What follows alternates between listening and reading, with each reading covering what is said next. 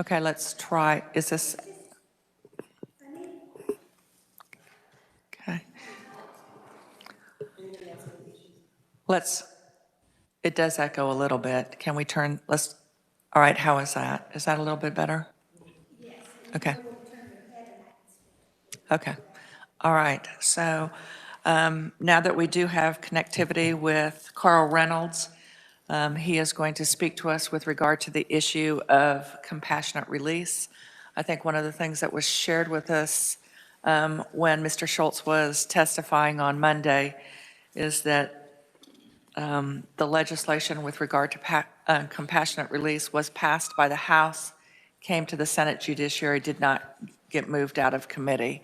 And so this is not a new issue for the legislature, but I know that not all of you are serving on committees that you would have heard any of the issues with regard to this, with regard to compassionate release. So, Mr. Reynolds, thank you so much for being with us today. Thank you, Madam Chair. Representative Heiberger, nice to see you. I'm going to go ahead and try to share my screen. Huh. Well, we see you. That's good. Let's see if Yes. this works. It's putting me through some hoops here.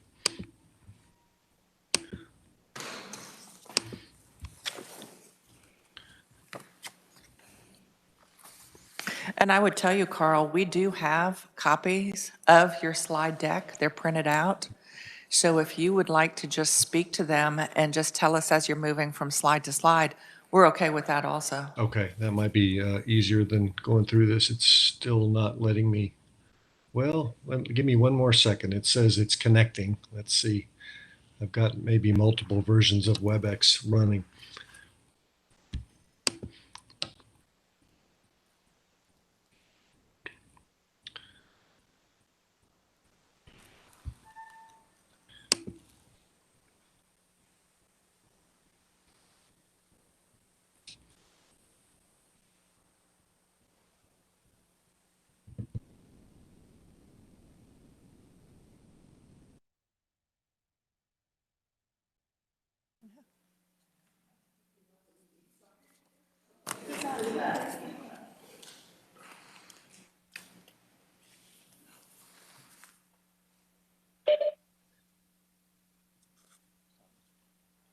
Oh, I need to. WebEx Assistant is enabled to save audio highlights. Well, that did not work. I'm going to just do what you suggested, Madam Chair, and now I'm hearing a pretty bad echo as well. Okay, could you please turn up your computer microphone? Hey, Carl, you have two connections that you're on, so we're getting a little bit of a feedback. Yeah, let me just drop one.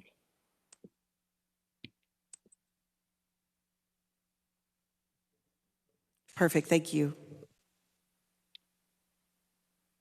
Better?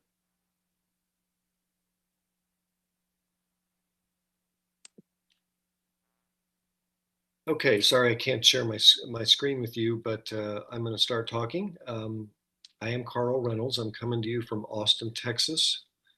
I want to check again whether you can hear me. Can someone respond? We can hear you. Thank you. Okay, great. I'm with the Council of State Governments Justice Center. We should be familiar to you all, or most of you in any case. We've been doing a big justice reinvestment project there for the last couple of years. I heard Scott Schultz's name a few minutes ago. We worked closely with Scott, and he and I know each other through work on sentencing issues. A little bit about me. I've been here for about 10 years, working mostly on justice reinvestment projects. I'm retired from state government here in Texas. When I retired, I was the state court administrator, which I think you all call the judicial administrator. That person was Nancy Dixon back in my day, and I think that role recently changed to Stephanie Button, I believe. Before that, I was the general counsel for the corrections agency here in Texas. And before that, I worked in the legislature, in the Senate, on the Criminal Justice Committee here in Texas. So a long kind of career in criminal justice issues, mostly. I have with me my colleague, Madeline Dardot, and I hope I'm pronouncing Madeline's last name right. I asked Madeline to join me because she has been looking at this issue in another state, and I'm going to ask Madeline to introduce herself. Thank you, Carl, and you got it just right. Hi, folks. My name is Madeline Dardo. I am a senior policy analyst here at the Justice Center, and my background is in policy development and implementation. And as Carl said, I've actually been working on the same issue about compassionate release as part of our Justice Reinvestment Implementation team in Vermont. So I'm excited to join you all today and hope that it can be helpful to your conversations here. So I'm going to move to page 2 of the PowerPoint that's titled A Note on Terminology. And we just wanted to be clear that there's really kind of 2 different potential topics at play under the broader heading of compassionate release. Some states have a medical parole approach, and some states have a geriatric parole or parole for older adults. As I understand Kansas law, you sort of have 2 different versions of medical parole and nothing about geriatric parole as we would define it. So we're going to talk a little bit about both of those things kind of in tandem with one another under the broader heading of compassionate release. The next slide, I changed the order of my slides. So if you look at the next slide, does it talk about the Robina Institute? Actually, the next slide is just a note on terminology. The next one after that. Robina that would be slide 3. Okay. Yes. That's a little bit out of sequence and I moved it for my purposes, but it doesn't really matter. I wanted to point out the Robina Institute. It's just a terrific resource on parole issues generally, on sentencing issues, sentencing guidelines, many topics, but this slide highlights a particular publication that they did several years ago called Levers of Change in Parole. And there's a discussion, a good discussion of compassionate release in that report. And I'll give you the link for that later on in the presentation, but I did want to highlight Robina because I think they really do a lot of good work. Next slide, titled, starts with parole for older adults. And the point here is just to highlight that the policy goals for any kind of compassionate release tend to be similar, that people tend to be concerned about the increasing cost of aging populations in prison. And around the country, those populations are increasing. People tend to kind of stack up in prison when they have long sentences. And so you're seeing bigger and bigger proportions of the prison population who are advancing in age and advancing in their healthcare needs. And in general, people in prison tend to have much worse health than people in the free world. So those costs mount up. And sometimes, depending on the prison system, people could be let out and put into another setting where they would have access to a higher level of care than they might in any prison institutional setting. And of course, there's a humane impulse at work as well, moving people into a setting where they can typically move toward the end of their lives rather than being incarcerated at that point. The next slide is a map of the United States, and this is based on a really good resource. I want to mention the National Council of State Legislatures, NCSL, kind of a sister or a partner agency of ours at the Justice Center. NCSL does really good work, and when they focus in on a topic, they often do something like this where they provide us a 50-state survey of what's going on. And so that's the reason for this slide, is to highlight the way that different states have approached this issue. As you can see in orange, those are the states that have only a medical parole statute, and Kansas is one of those. The blue states are those that have both medical parole and some kind of parole for older adults. Virginia only happens to have parole for older adults, and then the other 4 uncolored states are ones that don't have any provision, at least as of 2018 when this publication was published. That don't have any provision for any kind of compassionate release. Using that same publication, the next page highlights a few kind of features that appear in different states. And again, this is focused a little bit on older people in particular. Most states limit eligibility to people who are 60 or older. Some ratcheted up to 65. Some don't have any age requirement at all, but are based on physical incapacitation. And I think that description fits the Kansas statutes. And also I think that Kansas does not require a person to serve any set duration to be eligible for either of the medical type compassionate release options that you have on the books. Going to the next slide. This is highlighting a number of other features that appear in a lot of other state statutes. Pretty typically, there are carve-outs for very serious offenses, making those people ineligible, which is kind of ironic because usually the reason why someone is in prison for a really long time is because they committed a really bad offense. And so these offense carve-outs tend to sort of defeat the purpose of even looking at this as an issue. I don't think that's the case in Kansas. Other states require people to serve a defined portion of their sentence. They require victim notification. I believe that's the case in Kansas. Exclusions for life without parole, and other criteria for release like reduced risk to public safety. I think that is language that you see in the Kansas statute. And in nearly every state, as in Kansas, the final release decision is made either by the paroling authority or the corrections department, in your case, the prisoner review board. The next slide highlights some features in Missouri and North Carolina and Oregon. Missouri requires long-term nursing home care. North Carolina has a requirement that people suffer from a chronic infirmity. This is kind of similar to your incapacitation provision. And also in Oregon, there's a provision for people who are permanently incapacitated. My colleague Madeline has been looking at a program, I think it's in Connecticut, and I wanted to stop here and ask Madeline to comment on the issue of where people would go once they achieve this kind of compassionate release, because that's often really the issue, is that states have a hard time figuring out where to place somebody that's in a condition that would make them eligible for compassionate release. Thanks, Carl.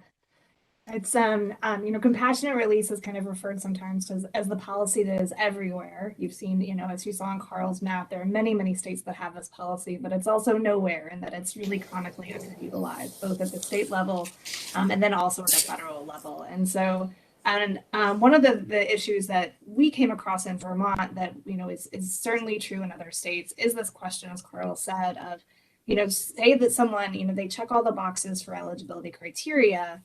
Where do they go upon release? These are folks who generally need a high level of care. They may not have the family supports or the social supports in the community anymore after having served longer sentences. And nursing homes are generally really hesitant to take folks who have released from facilities. And so what happens is that people will go through the eligibility screening process, but they will be screened out for release consideration based on the fact that they have nowhere to release to. And so in Vermont, what this really meant is that they could adjust policy all they wanted. So they could adjust they have a medical parole statute. They were looking at adding an additional kind of track based on age, that they can make these adjustments, but without kind of addressing this issue that led to underutilization of their current compassionate release policy. Any changes that they would make would be really difficult to kind of, still realize the outcomes that they were looking for. And so that led us to actually look at a really innovative model that Connecticut has used.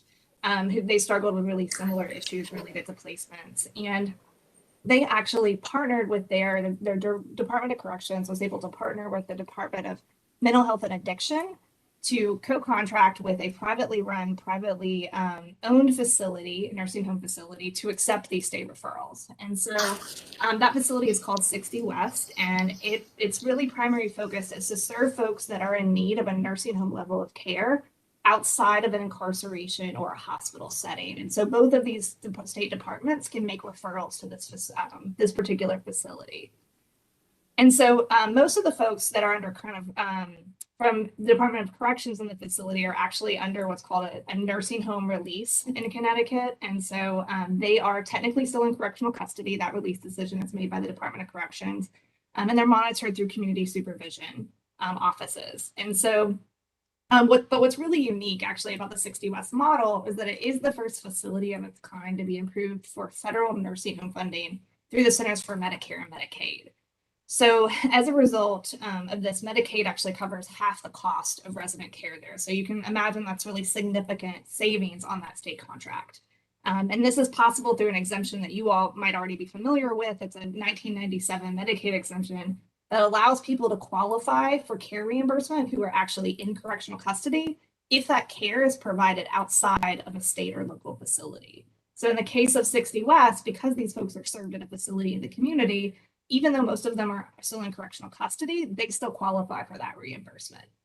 So that's just kind of one example of how, we started the conversation in Vermont looking really tightly at eligibility criteria, but actually need to just take a step back to be able to have a more comprehensive conversation about the different strategies that need to go along with compassionate release policies to address some of the challenges to underutilization, including this question of where do folks go? That's helpful, Carl. Very helpful. Thank you, Madeline. And in fact, in many ways, I think that's the most important information that you're going to receive in this presentation. It's just such a vexing problem in most places.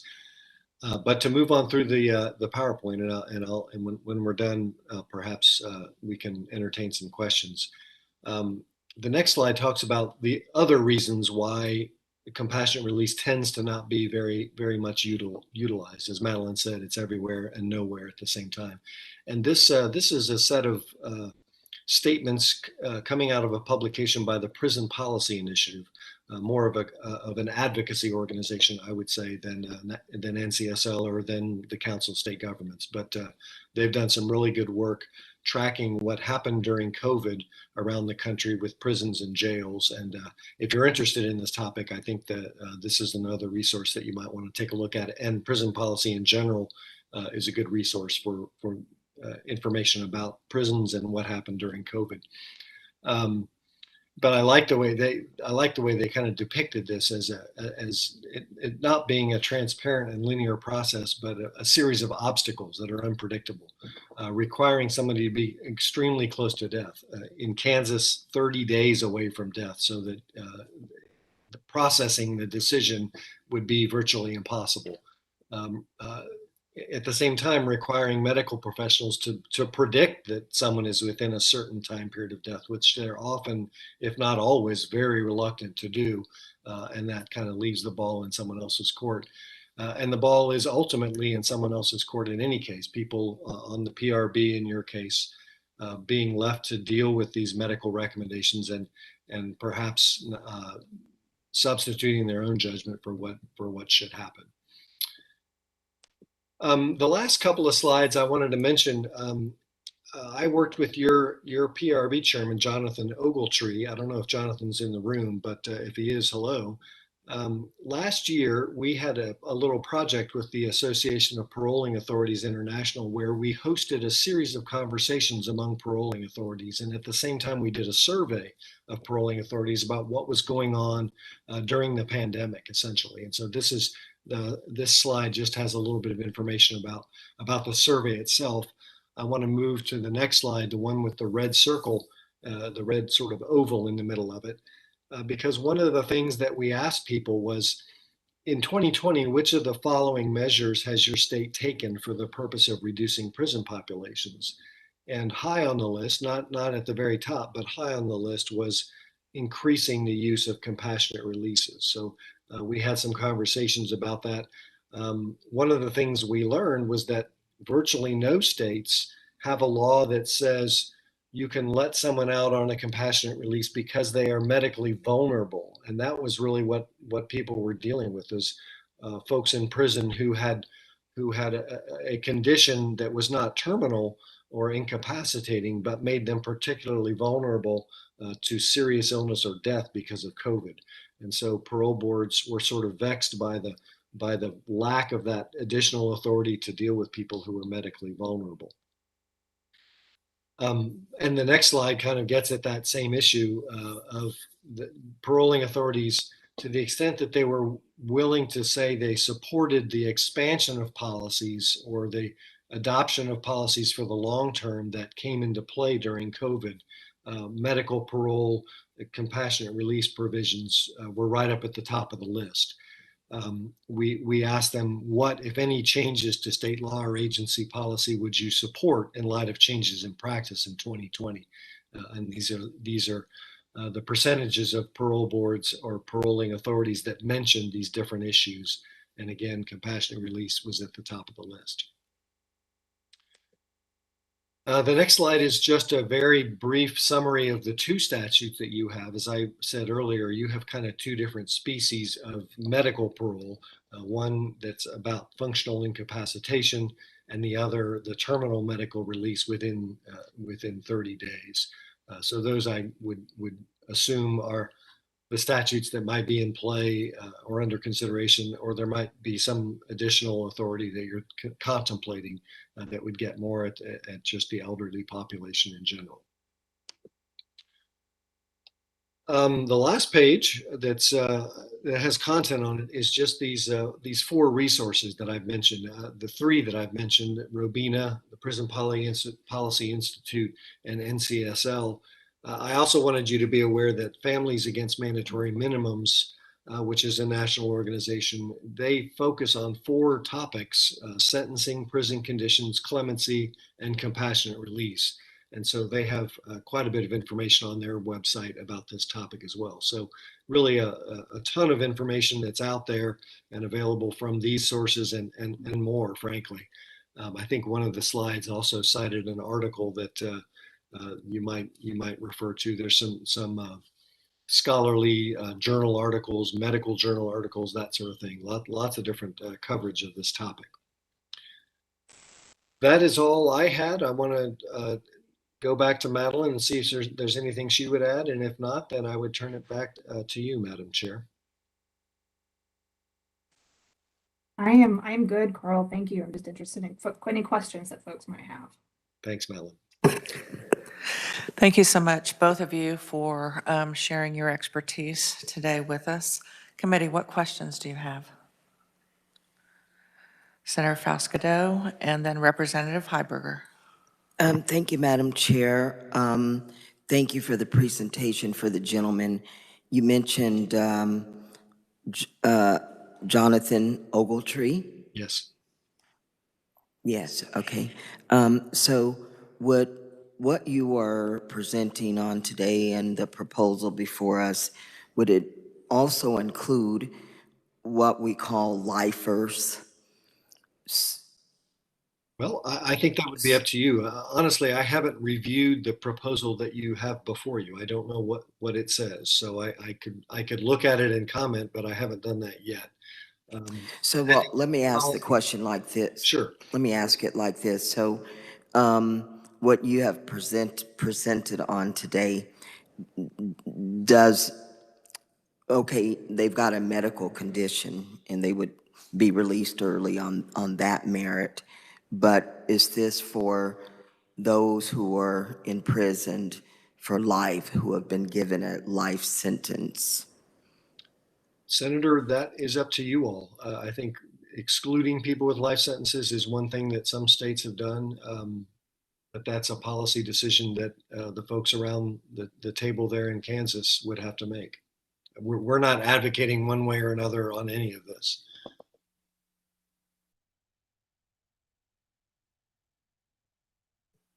Representative Heiberger. Thank you, Madam Chair. Just going back to Senator Falscadeau's question, KSA 223729 is the statute that's in front of, that's in the Judiciary Committee right now. I'm almost certain that does have a carve out for life sentences and a few other more serious crimes. Maybe research could verify that for us, but going back to my question, thank you for being here, Carl, appreciate it. Your couple slides ago may have answered this question, but in your review of other states' policies, did you see any low-hanging fruit or anything that quite a few states are doing that would be easy to implement here in Kansas? That's a hard one, Representative Heiberger. I think this is a topic that sort of eludes the concept of low-hanging fruit. I guess um, to the extent that states are, well, there's no low-hanging fruit because the obvious policy choices that would make more people eligible, for example, the flip side of those is, like I said earlier, most people that are in prison for a long time and are of an advanced age, they're there at an advanced age because of the crime they committed being a homicide or a sexual assault or something of a very serious nature. So there's always going to be the concern about the victims of that crime. Maybe less of a concern about public safety because people are so advanced in age that they really aren't much of a risk anymore. And there is quite a bit of research, as the Rabina article mentions. There's research that indicates a pretty low risk of recidivism for folks that fit these descriptions. But I would have a hard time identifying low-hanging fruit. I'll ask Madeline if she has any suggestions. Sure, and I would agree with Carl. I think, one of the things we were actually able to do some data analysis in Vermont on their population and who might qualify for this, for some of under the eligibility criteria that they were looking at, and found that to be a pretty small population, but also a population that for the vast majority of the offenses that they have committed are or sexual assault and murder. So very, very serious offenses. And so, as Carl said, generally folks that have been incarcerated for a long period of time and are aging in prison, are going to be not in all cases, but in some cases. And so it is challenging. And it was one of the reasons why generally policies like compassionate release are case-by-case determinations, which again also kind of makes that low-hanging fruit challenging. It's a process rather than necessarily a policy that can be implemented and there'd be kind of that direct line to your outcomes. And so I just kind of second Carl that really it's about you all thinking about your population, and about the outcomes that you're looking for in particular, and making sure that you're being really diligent as you're crafting your eligibility criteria, but also identifying any of your challenges that the statute that you're creating is in the process that you're creating, is conducive to the outcomes that you're looking for, and understanding that some of those choices about either increasing or restricting your eligibility criteria will impact those outcomes.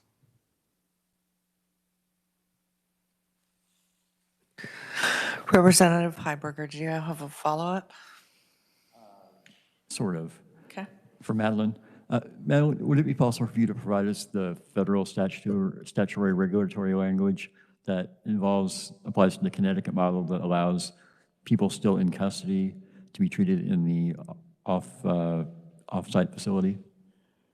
Did that question make sense? It does, yes. We can follow up with some additional information for you on that exemption. Okay, thank you. Committee, other questions or comments? I do want to share with the committee, and Senator Corson is also on Judiciary Committee with me, but we did have a hearing on the House bill that came over, and part of the concern, or at least where the Senate committee, Judicial Committee really did get stuck, was from the standpoint of whose responsibility really was it to find where this individual, incapacitated, in prison, where they would be placed within the community, and whose responsibility, once they were moved out of incarceration, whose responsibility would it be to pay for and to kind of coordinate the services that were needed for that individual, that round-the-clock nursing care, things like that. So could you please share with us, because it didn't really resolve that issue in the piece of legislation, at least when we were talking about it in the hearing. So could you share with us, with regard to other states, that do have a much broader or more lenient, or whatever term you want to use for it, that already have something in place for folks being released. How do they handle that? Madeline, can you feel that? Or, I mean, I think that's one, as we talked about in Vermont and Connecticut, that's one of the major challenges, right? And so I think, at least in my experience in the states that we've looked at, what we saw is that really just restricts the number of folks that you're able to release. So even if someone is incapacitated to the point where, or that folks have deemed that they would be better served and better cared for outside of a facility, unless there is either that kind of family or social support to be able to take that on, or there is the opportunity to make a nursing home referral, then that individual is not able to be released. And so I think that's kind of what led us in particular to really focus on the Connecticut model, because it does allow for kind of a consistent place to make those state referrals, and where someone can access that nursing home level of care. And that then you can actually leverage Medicaid as a result of that to be able to pay for some of those resources. And I think just in response to what you just shared with us, another part of our concern is we are still in the midst of COVID. And what we know to be true is in our nursing homes, in our healthcare facilities, I mean, we're short-staffed. We're short-staffed with that, just the same as corrections is short-staffed. So shifting that responsibility from one group to another still doesn't address that issue of being short-staffed. And, another component of that was at the time that we were having that hearing, we had relatively healthy elderly that were in nursing homes where family members couldn't even go and see them. So we have healthy individuals like my mother, and there were many folks on the committee that knew the personal stories that either they had been through or that constituents had been through. So it really isn't a compassionate release for the family if where you're going to move them is a place that no one can have access to. Because folks that were not incapacitated had no criminal record, family members couldn't even get to them. In fact, we heard story after story after story of family members that literally died in their own arms in nursing homes because families weren't allowed to be there with them due to the COVID pandemic. So I think that in some ways, I appreciate this information. I think it will help us move forward. I'm not sure where we're really ready to go as far as that next step within our state, but I think it is helpful for us to know that we need to be looking at, you did say Connecticut, correct? The Connecticut model? Yes, Sherman, I did. And just to add really quickly, another thing that we did see, that another way that folks have kind of helped people through that transition is there are examples of states that have specific reentry services around older adults in facilities or folks that have these medical needs. So that's also another way that folks have addressed that transition. But I think you're 100% right. There's no easy silver bullet here. Okay. And I guess the only other question, and I guess it is a question. I wasn't sure if it was a question or comment, but on slide number 7 of your slide deck, bullet point number 3 is victim notification. And again, it's victim notification, not so much victim approval, but it's simply that notification. And so can you direct us to any states that might have within their codified legislation where the victim has more of a say in that step than just to be notified? I'd have to do a little more research to point that out to you. I'm not even sure that it does exist, but I at least would have to dig a little deeper. I don't know whether Madeline has that at her fingertips. I do see Representative Hoffman do you have a comment or a question about this? Yeah, it's maybe a little bit of a comment and maybe a little question that probably corrections would need to ask or to answer. How do we deal with the geriatric, those that are dying now in the prisons? When we were in Lansing, I mean, I think I saw one that looked like he was probably pretty close. There was a man in a wheelchair, but most of them were all pretty young. And so I don't know, do they move them around as far as, so there's one facility that they, I guess, deal with those that are in, towards the end of their life, or is it every facility, or how do they do that? Thank you. I think that's a good question, and we do have someone here from the department. So if you would first identify yourself and then address that, we appreciate it. Yes, thank you, Madam Chair. Randy Bowman, Kansas Department of Corrections representative. So today, and I think it's been in some other testimony, it's really rare that one of these types of releases happens. So yeah, you didn't get to see so many of them at Lansing, but they're still in the system. Often they'll work their way down to minimum custody because they've been in for so long. And that facility, you didn't get to see that part. You were looking at the maximum and moderate custody. So sometimes it'll be a little more typically at Norton and Winfield and those facilities. Then, of course, thanks to you, we're making that investment in remodeling the former veterans home buildings at the Winfield Correctional Facility to specifically be a geriatric unit that hopefully we'll have online about the fall of next year. Thank you. Committee, yes, Representative Heiberg. Yeah, I just going back to your previous comment, Madam Chair. I would point out that our current statute, the one that's in front of the Judiciary Committee, allows for victim notification and for the victim to give feedback to the PRB. And I do understand that notification.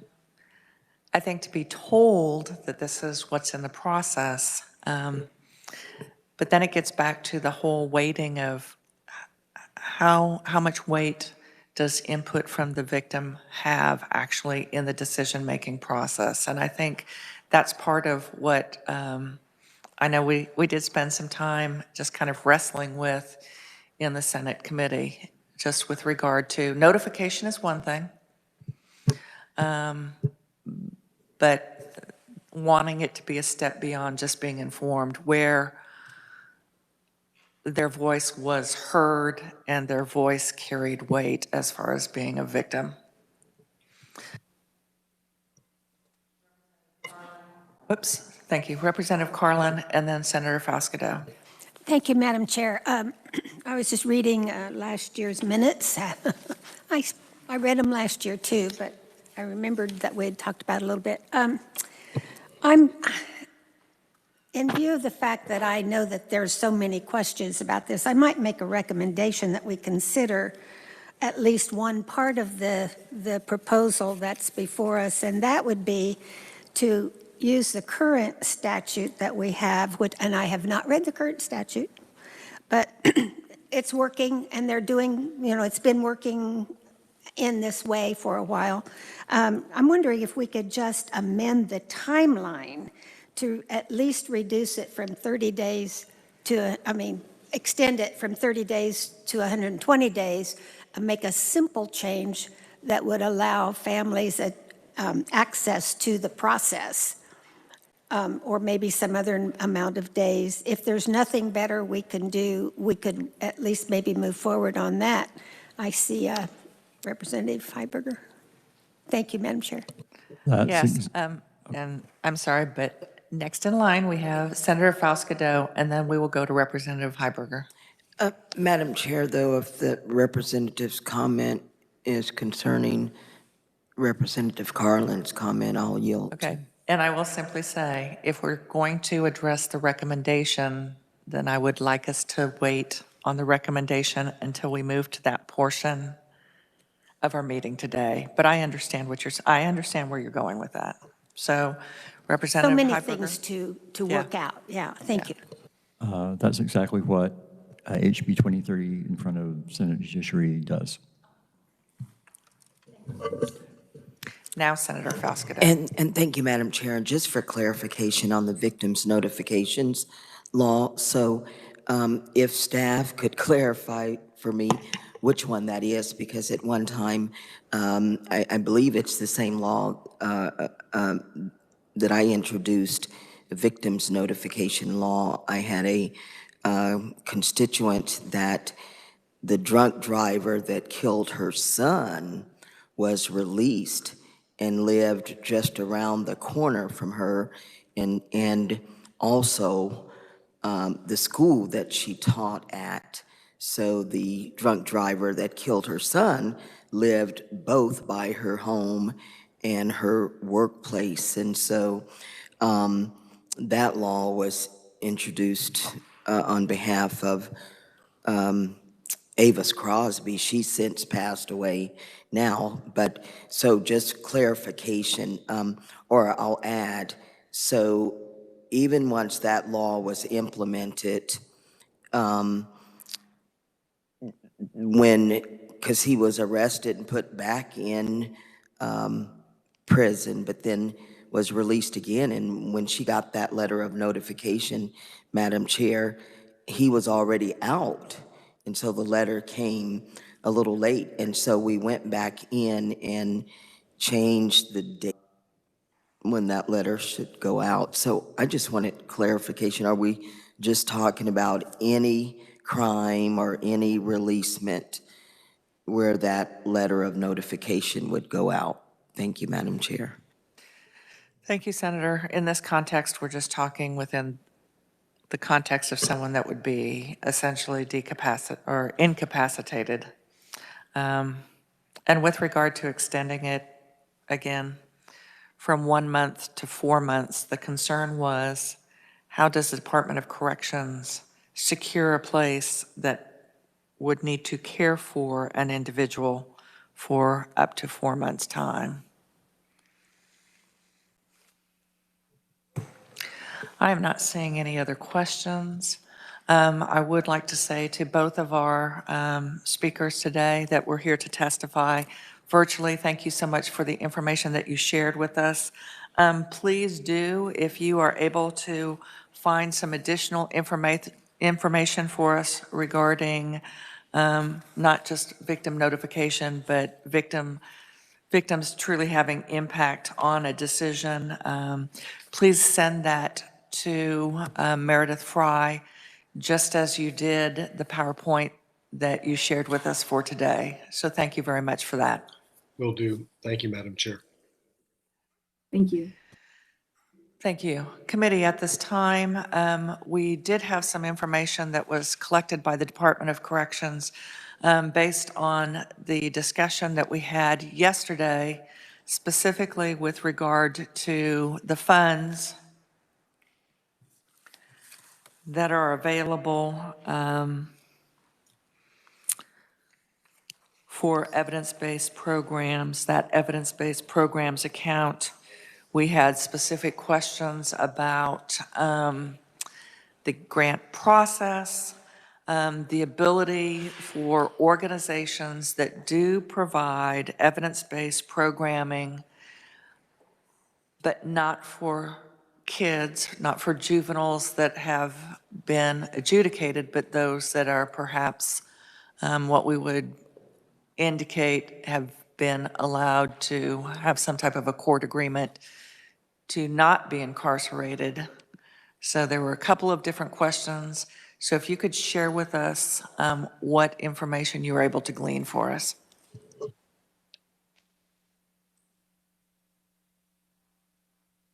Light should be on for you. There it is. Thank you, Madam Chair. Hope Cooper, Deputy Secretary, Juvenile and Adult Community-Based Services.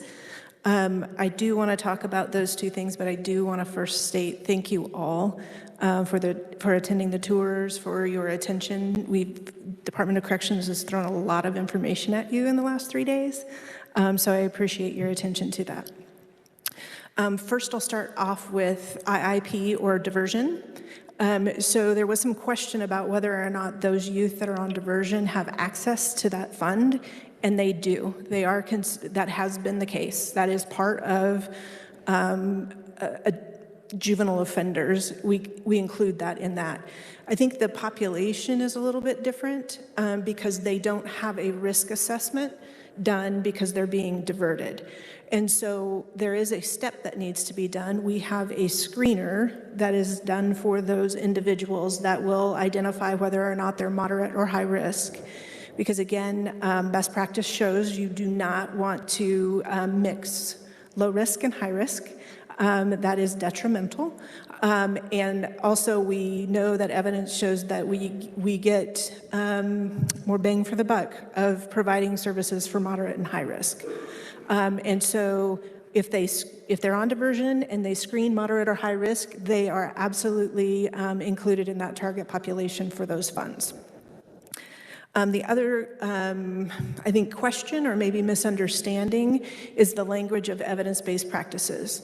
So when we say evidence-based practices and we include that in all our applications, it doesn't have to meet the highest standard. What we're looking at is, so evidence-based practices also includes promising practice, and it also includes programs that may not, a total program that may not technically meet evidence-based practices, but it's foundational to what we call those practices. So it's cognitive behavioral, it's addressing those risk, need, and responsivity. It's separating out low and high risk.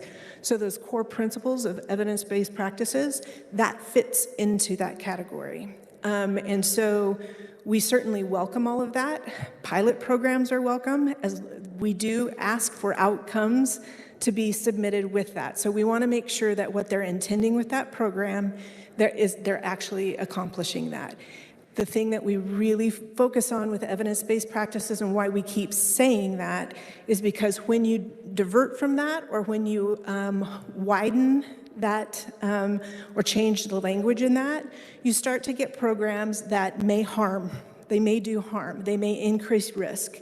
And or they do nothing, so you're to address the criminal risk. They may address other things, but they are not targeted to criminal risk, which is what we're really after. We really want to make sure that's a driving force. So we are open to anybody that presents, here's an idea, here's how I'm going to measure that. We will absolutely consider that, and they are eligible for funds. And I think those were the two areas. Let's pause right there. Any questions with regard to that? We're going to start with Representative Carlin. Thank you, Madam Chair. We just did learn a lot today, and there's a lot of things you're doing that are going to address criminal risk. I can see that as far as for turning it away or helping it go away. What is something that you can point to that you feel you already have I just don't know what kind of thing that would have to be? Okay, so what is your criminal risk? So when I say risk, so we talk a lot about low, moderate, and high risk. That's risk to reoffend. And so we have, there's 8 domains that we look at that really drive that risk. And those things are criminal history, which you can't do anything about. But we look at family circumstances, parenting, education, employment, substance abuse, peer relations, attitudes and orientation. So we definitely want to shift their thinking. So those are the domains that we look at. May I just ask as a follow-up then, and those are things that we saw you doing a lot of, at least some way. What do you feel is the most neglected of those 8? What is the one that we need to build on next? Is there something that's just out there saying, help me? Yeah, okay. Yeah, okay. I think you don't have to. I just wondered. It completely depends on the particular youth. It's different for every youth. Yeah, but as an essential part of your programming, there's just not something terribly missing at this moment. A new idea could come. Definitely, access to mental health and substance abuse is certainly an issue. I agree. All right, thank you. Thank you, Madam Chair. Representative Heiberger, and then Representative Hoffman. Thank you. It really blows me away that we have to even use the phrase evidence-based programming, because it suggests that without that requirement, we'd be throwing money at programs that we had no idea whether they worked or not. But is there any definition of evidence-based practice in statute or regs for the Department of Corrections? Is there a definition of that? I don't believe there's a definition of that in statute or regs. I thought I saw a head shake from our legislative research. Do we have that in definition? Or was I misinterpreting your head nod? Ma'am, I have seen an attempt to define evidence-based in the statutes, but I'll look for that, and I'm sure the reviser's already all over it, and it probably regrets that I was shaking my head, but. I think that we do have I do think we have a definition for that, not in so much corrections, but in Department of Ed for education funding for at-risk. Yes, reviser. Thank you, Madam Chair. Jason Thompson with the reviser. We do have in the Juvenile Offender Code, so in 382302, evidence-based means practices, policies, procedures, and programs demonstrated by research to produce reduction in the likelihood of reoffending. So that might have some application here, and I'll keep looking to see if there's another one.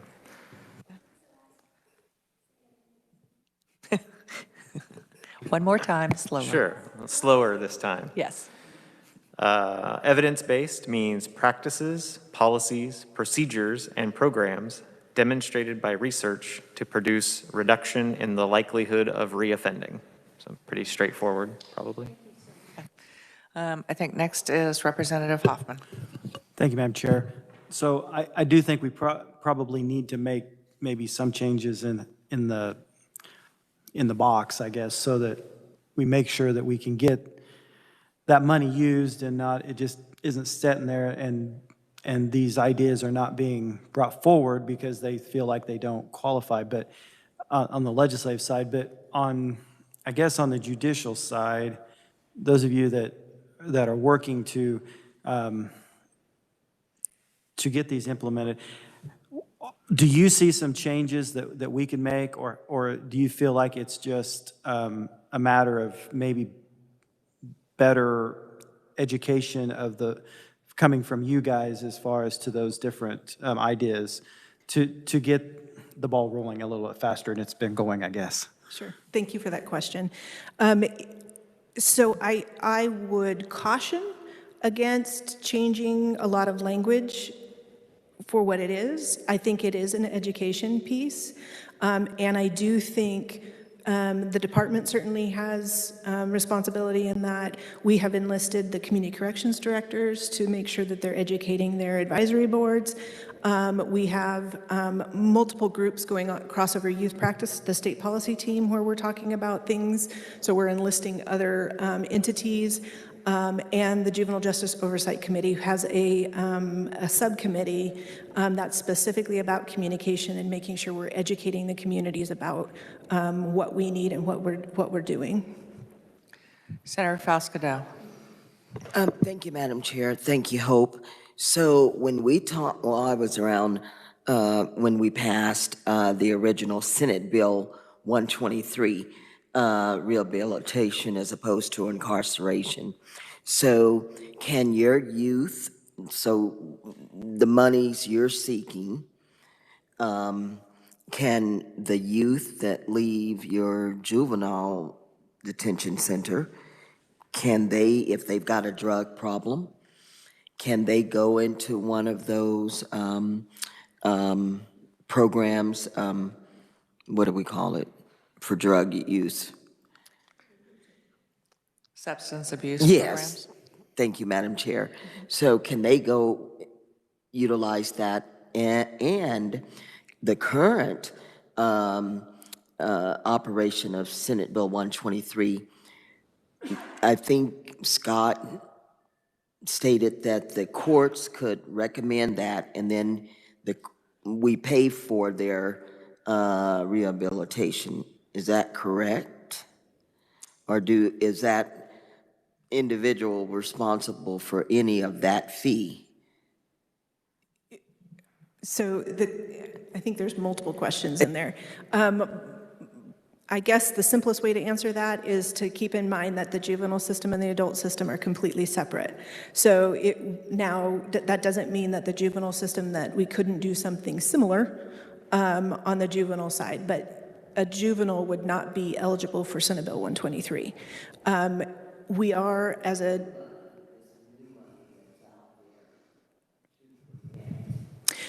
Right, so the fund itself, there is, as, when was it, yesterday? I'm losing track of my days. The handout has the line items that the Juvenile Justice Oversight Committee had approved, and substance abuse is a specific line item. And so definitely there will be some, whether it's just voucher and paying for the treatment, or whether it's developing a kind of, this kind of diversion type sentencing with, similar to a Senate Bill 123, that's what that committee is working on right now. Hope, I guess, a little bit of my concern, and this is kind of dovetailing with the point that Representative Hoffman made. So maybe it's not so much that we change the language, not change the language of the law, but in the grant application process. We heard specifically from two organizations yesterday. We heard from Kansas Children's Service League, their Center for Restorative Education, and then we also heard from TeamWorks. I mean, I'm reading specifically from the testimony of Kansas Children's Service League, where their ask was, ask number 2 is expanding the definition of the youth eligible for the funding to include youth who are eligible for level 1 diversion. So based on what our revisor shared yesterday and what you have just shared, they actually are eligible. That is correct. So that's a problem to me on many levels. It's a problem because this is an organization that's just up the road here in Topeka. So they have a program, they want to expand it, and they're making a request that really doesn't need to be made because it's already baked into the system. But up until, I think, today, and we've had these funds available for years now, they've not felt that they could be included in that.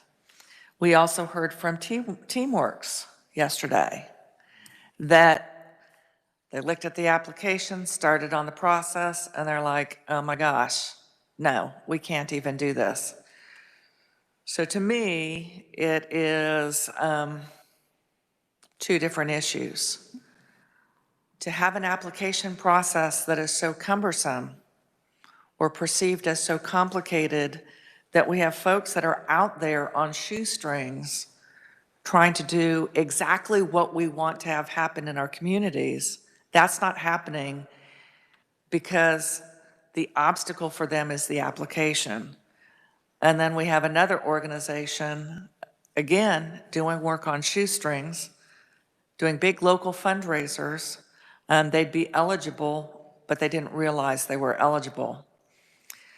So how do we overcome that? And that also leads me to circle around to, I do remember that not the folks that are sitting around this table today, but 2 years ago, the ask was, don't make it just, okay, here's the window to apply, and you get one shot at applying for this year, but to in fact kind of have those rolling applications, which we know occur in many of the national grants that are out there. So we're still at the position of it's one-time window for application in our state. Is that correct? At this current time, yes. Okay. So next step, share with us what is the application window and how much money in this most recent deadline and awarding has gone out. Okay. Thank you, Madam Chair. So I do want to also address the two individuals. So I did listen to both those testimonies. I did introduce myself to Ms. Kozad and explain to her, from what you described, you meet criteria, let's talk. So we've exchanged information. And as far as the application, I certainly will review that, and I would love to connect with the gentleman that testified. We have made the application process extremely simple. So I'm not sure what happened there, but we will absolutely address that. And as far as the grant application. So we have limited capacity. We do all our grants by hand. So it's not an electronic process. It's not. So in order to review the number of grants that we have, we do have capacity issue in the Juvenile Services Division. We have looked at several different options, and we are certainly looking at purchasing a grant management software system, which would then allow for more things like that, where you could have it multiple times a year. The other difficulty does come in with the state fiscal year and our budget process. So in order to utilize those funds, KDOC has to submit that through our budget process. Not insurmountable, but it does create a little bit of a hiccup for us. Okay, so step through that one more time. How is awarding the grants with this special fund a part of the budget process? Anything that goes through that fund has to be approved through the JJOC. The JJOC recommends the spending to KDOC. KDOC then has to submit that to the budget process, and those funds have to be approved through the budget process.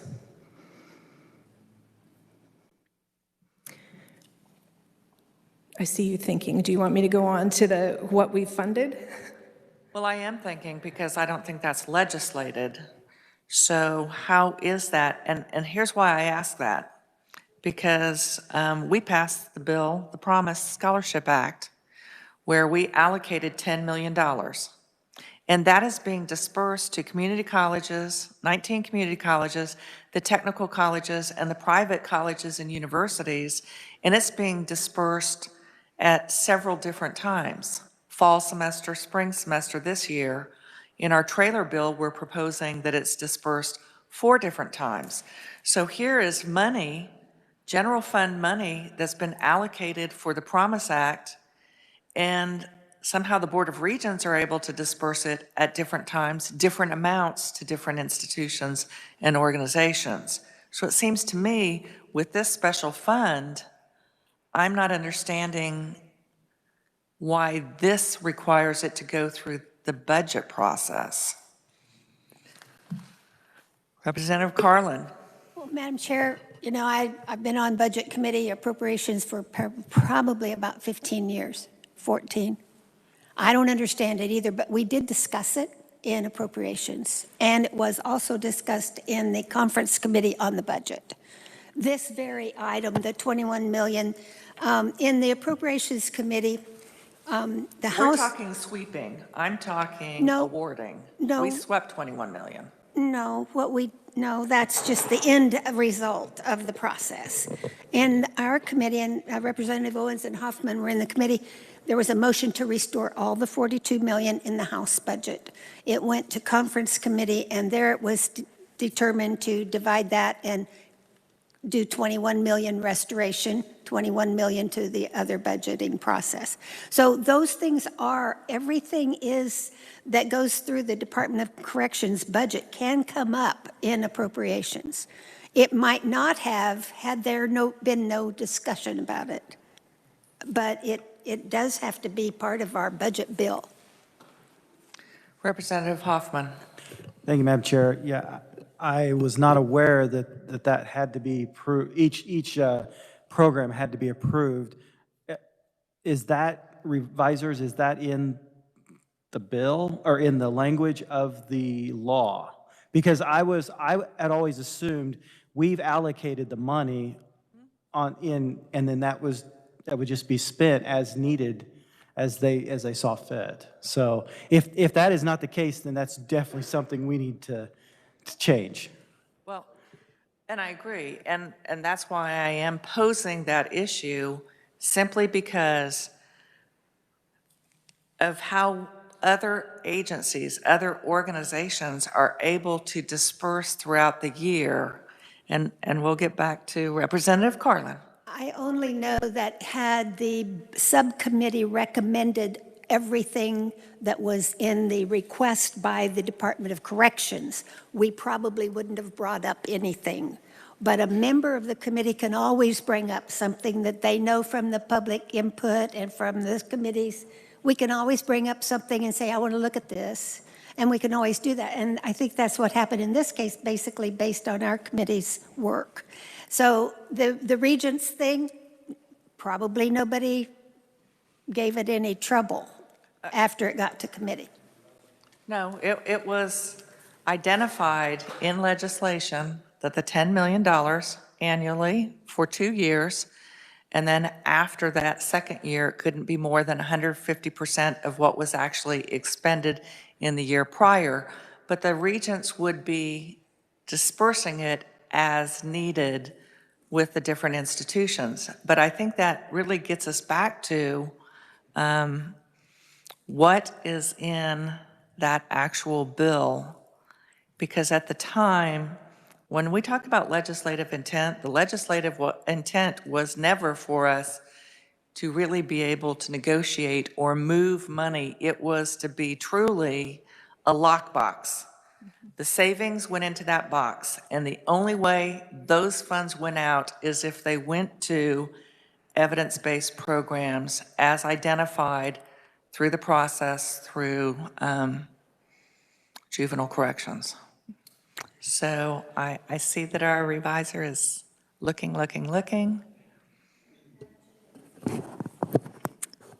Madam Chair, could I just say something? This is Gail. Yes, you may, Senator Finley. I've been on the juvenile oversight committees from the very beginning, even the 6 months prior, to putting it together. It has always, I wouldn't say the word complaint, but our concern is that we can make those recommendations, but it just never turns out the way we want it to because we don't have any authority to distribute that money. And so when people talk about how come you just have this big bulk of money, it's not because we didn't have recommendations for it, but it was just a blip in the system. And so I think We need to clarify the blip in the system. So I think while our reviser is still looking at that, let's move on to what you have, because I'm sensing you would be more than happy to move, and when you think about it, because you did address the grant application, and then it's a staffing issue, and I understand the grant process, you have to go through every one. You have to come up with some rubric to evaluate, et cetera. It would be easier from a staffing standpoint if it was rolling as opposed to here's 50 applications or whatever the number is, and we're going to have to get through all of these and make a decision by this time frame. It does allow for that kind of ongoing process, which is less high demand in a short period of time. So what more do you have to share with us? One of the questions you had was about the distribution of funds and that process. And I think it's tied to this whole conversation. We definitely allocate the grants in a particular time frame after the budget has been approved. So we definitely, KDO, and I just verified for history's sake, KDOC has always been under the impression that all of this had to go through our budget process and be approved. So we always wait. What we had changed at JJOC is we started to submit 2 years worth of information so that, we could at least get to a 2 or 3 year grant cycle, which is what we have done with a lot of these grants that we're submitting through the evidence-based fund.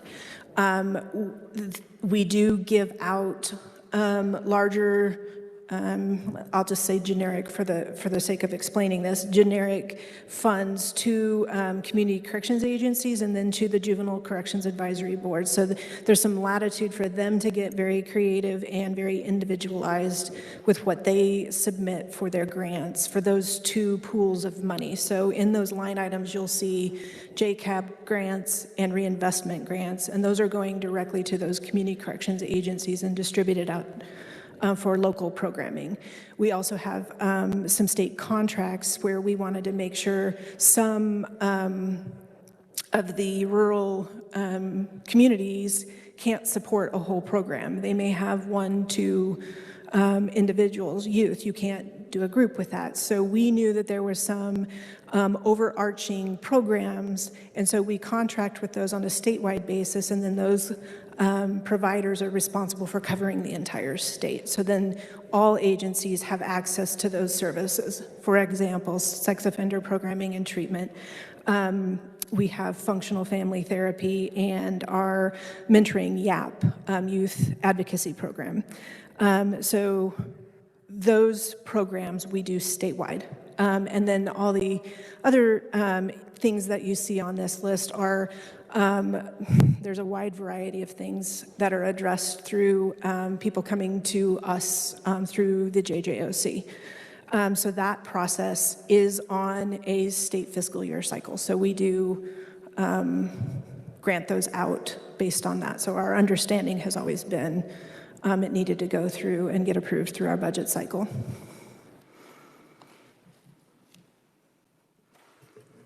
You had shared with us that with regard to diversion, the kids don't have a risk assessment. So who would need to do that risk assessment?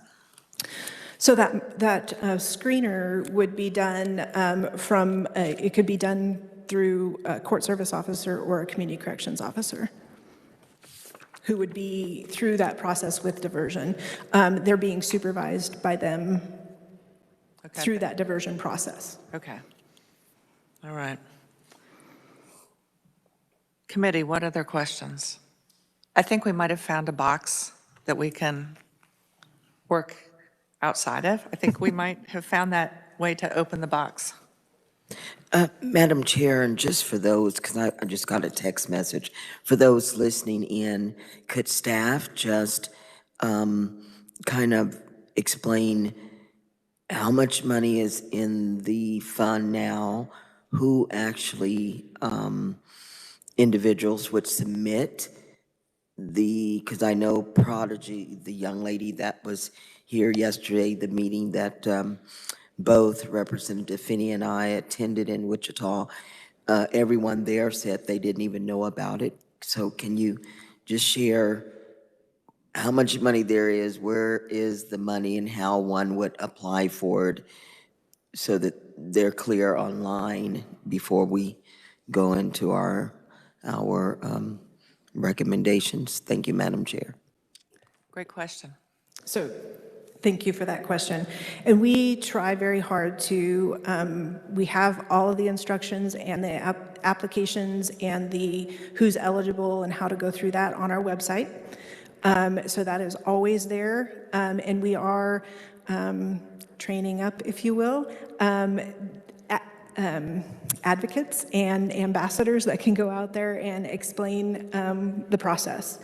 But what I will tell you, and the Secretary testified to this as well yesterday, so the fund, the balance at the end of fiscal year 21 was $21,463,507. The handout that you received shows what we are budgeting for spending in the fiscal year. So a little over $19 million is what we are submitting to be funded. And then it kind of goes down the next year because our case management system will be done. So that a big chunk of that money will be reallocated to other line items. The Microsoft Youth Offender, the 3.6 million. And then it drops down to just 640,000 the next year. What is that again? That's the case management systems. So Secretary talked about it. It's called Athena.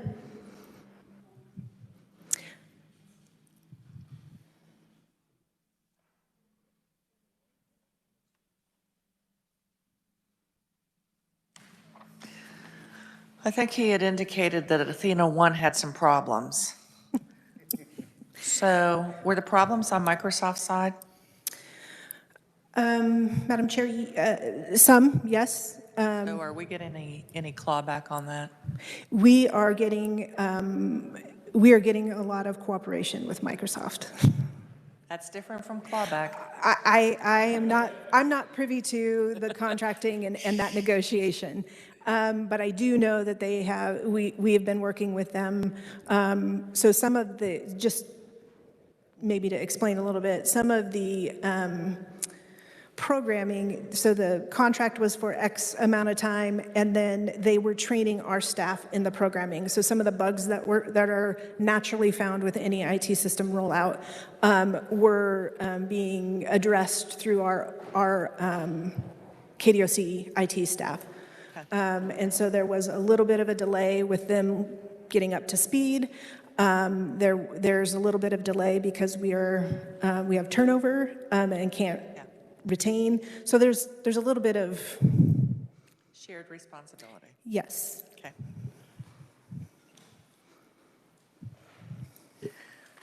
Representative Owens. Thank you. Yeah, as a matter of fact, your question was spot on. Right before this started, I had last Friday sent an email to Randy because I had heard from my juvenile justice intake community folks and their issues with Athena that have absolutely thrown their whole system in chaos at this point. They can't, I mean, I could read this whole thing, but there are things like they can't even print reports. They have to handwrite reports. So, some of the things that are allegedly happening with this system, I'm thinking the Heston Software Club built or something. Yeah, so I can certainly speak to that. No discredit to the Heston Software Club, but yes. There is absolutely a learning curve for users. There was kind of a perfect storm where I'm certain that community corrections parole really felt like we pushed delete on their world. We changed assessments and we changed their case management system. So some of it is there's a learning curve, and so we continually train. Some of the issues and bugs that we were having is because the user was finding a different way to do things, which was causing a problem. And so we were correcting those issues, and then it was a log jam. I liken it to a coin counter where it doesn't accept quarters, but we were throwing quarters in it, and it was jamming up the coin machine while we were trying to roll this out. So there's some of that. But I do think that there is some training involved, and you heard a lot about staffing shortages. The community has staffing shortages as well, and then you add on IT issues to that, and everybody's frustrated. So there is part of that. Now, I'm not minimizing some of the issues that we have. We have some programming issues that we are addressing, and those are certainly being addressed very intentionally and as quick as possible. We have a whole line, a help desk line that is just for Athena. So any of those issues that we have, we encourage them to go through that help desk. I did receive, Randy did forward that to me, so some of that is looking at the individual concern. Is there something that we need to do?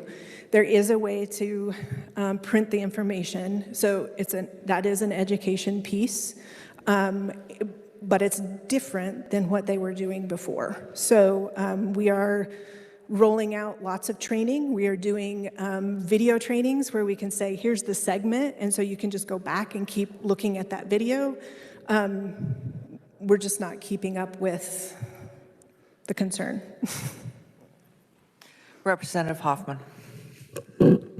Thank you, Madam Chair. Now, I may be way off on this, so forgive me if I am, but okay, I'm looking at the list of where the money is going that's being spent, and you know, we just came from the juvenile facilities, has less than 200 there. Before there was almost 400, so over half less kids than there was before. I know that we don't have less kids in trouble, probably, so those kids have gone somewhere, and I was under the impression that the the savings was to go back to those counties to help with that. I mean, those kids have to be somewhere. And so I guess I'm seeing 4 million, it looks like, reinvestment in county grants, but is the rest of them all seem like they're programs and not really, I guess what I'm trying to say is the facilities that these counties have, are they being addressed in here? Because I think that's one of the issues that we maybe have, is the counties are saying, you've thrown all these kids into for us to take care of, and we don't have any money to do it. This is all going to the community. So those programs that you see are either statewide contracts that are providing service to the community, and/or we're training the community on certain, like MRT. We are training them on how to do that particular program, and so then they're doing that in the local community. So some of it is I understand that, but I mean, where are the facilities? I mean, where are they at? Is there no facilities that Where did the kids go? Yeah, where did the kids go? Where are they going to get these services? Yes, I guess that's kind of the question. Yeah, thank you, Madam Chair. Okay, thank you. So that's a good question. That is through the local community corrections agencies, so those under supervision. So if they're not in the correctional facility, they are likely on probation. And so you have court services probation and then community corrections probation. And they then navigate and provide those programming and those services for those youth out in the community. So the individual grants can be for like a larger agency, like say Johnson County may be able to do some programming in-house. Some of the smaller agencies are really contracting with like maybe a local mental health center or a nonprofit provider or something to provide those services. But that is all locally determined on what their needs are locally and how they want to go about providing those services. Oh, I'd like to follow up on that. I understand what you're saying. I'm not sure I'm just not sure that money's getting out there to where it needs to go, but thank you for that. Representative Finney, did you have I was a going to comment? ask the same, almost identical question, because we have $4 million going to the reinvestment of county grants, and then, of course, the collaboration grants. And then down here, we have $5 million. So we're looking at half the money in 3 different spots here. And the reason I'm bringing this up is because we recently got a chance to tour the communities, Wichita Community Corrections juveniles. And if I'm correct, they told me like they had 114 youth that they work with, and 25 of those are like crossover youth. So we're looking at 130-something youth. But of those, where's the other youth? Even though I'm on that committee, it's hard for me to identify where this money is actually going to. Like I said, you're looking at just 3 items and it's half of the money. Is it possible that we can get a breakdown of where that $4 million, where those exactly are those grants going to? Absolutely. And the JCAB, the same thing. And then, okay, I'll let you answer that first. Sorry, I didn't mean to interrupt you. Okay, no problem. So the Juvenile Justice Oversight Committee does an annual report, and in that annual report, they break down by each judicial district what they applied for and what they received, so how that money is being spent. So that we had 3.6, almost 3.7 million in JCAB money that was applied for and granted out, and for various things: Boys and Girls Club, One Heart Project, Family Peace Initiative, MIRROR, Adolescent Co-occurring Treatment Program, so various different things in jurisdictions, and then the reinvestment grants as well. We have those listed out by jurisdiction, what they applied for and how much they applied for.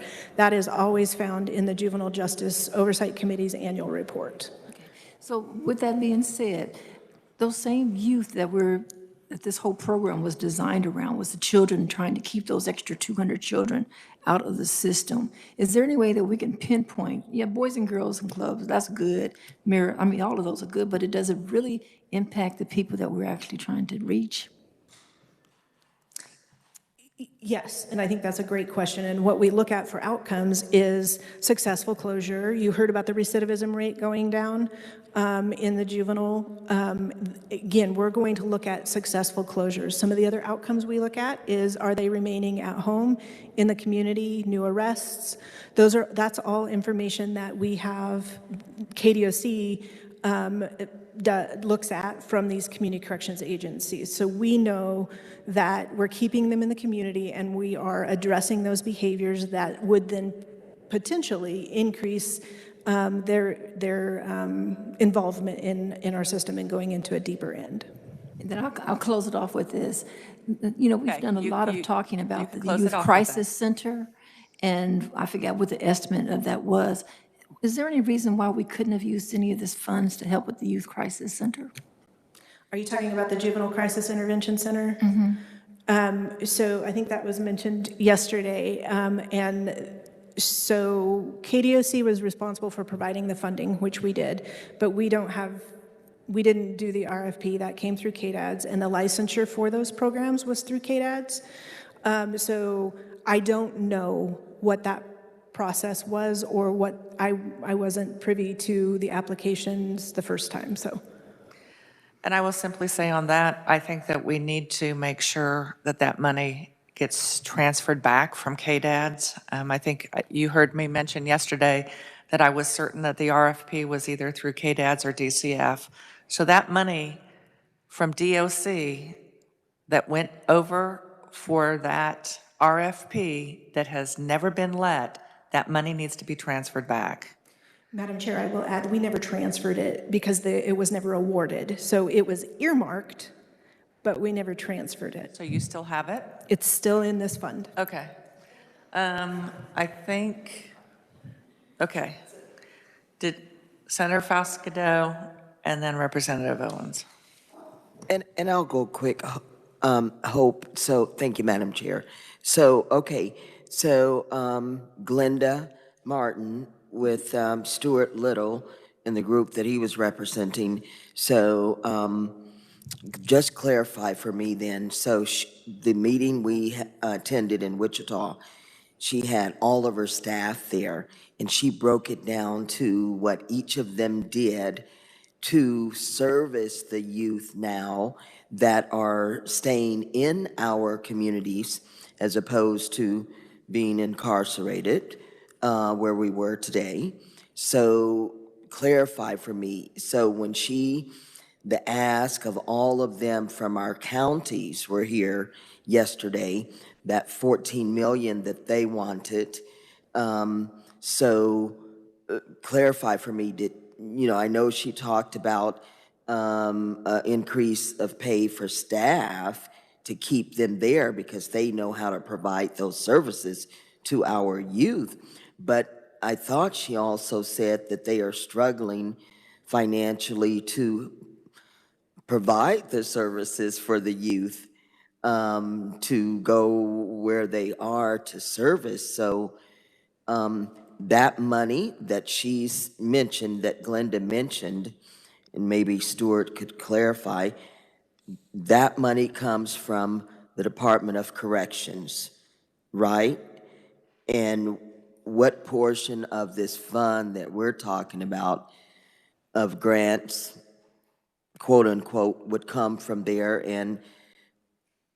But she said they need it and they're not getting it. And so help me. Thank you, Madam Chair.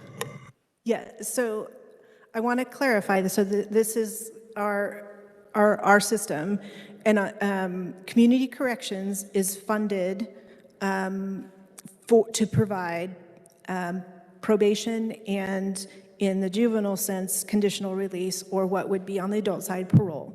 So that grant is considered a block grant. That is separate from this fund. It's a completely different funding stream, and it is based off of their population. So that is completely separate, and they are funded at that level. What the directors were bringing up was the funding, and this is on the adult side. Juvenile side that grant has been flat funded for some time. So what they are saying is they pay their staff from that grant. not this evidence-based fund. The evidence-based fund is for the programming, and and Sedgwick County absolutely applies for those funds. They're actually a part of the collaboration grant funds as well. So what they're asking for is increasing in the block grant fund to pay for an increase in staff wages. Representative Owens. Thank you. Hope, easy question. Can you send me printing instructions for Athena? Yes, I can. Okay, that's what I needed. Thank you, Madam Chair. Thank you. Okay, committee, I am not seeing any other hands, and so here is what we are going to do. We are going to pause for a moment.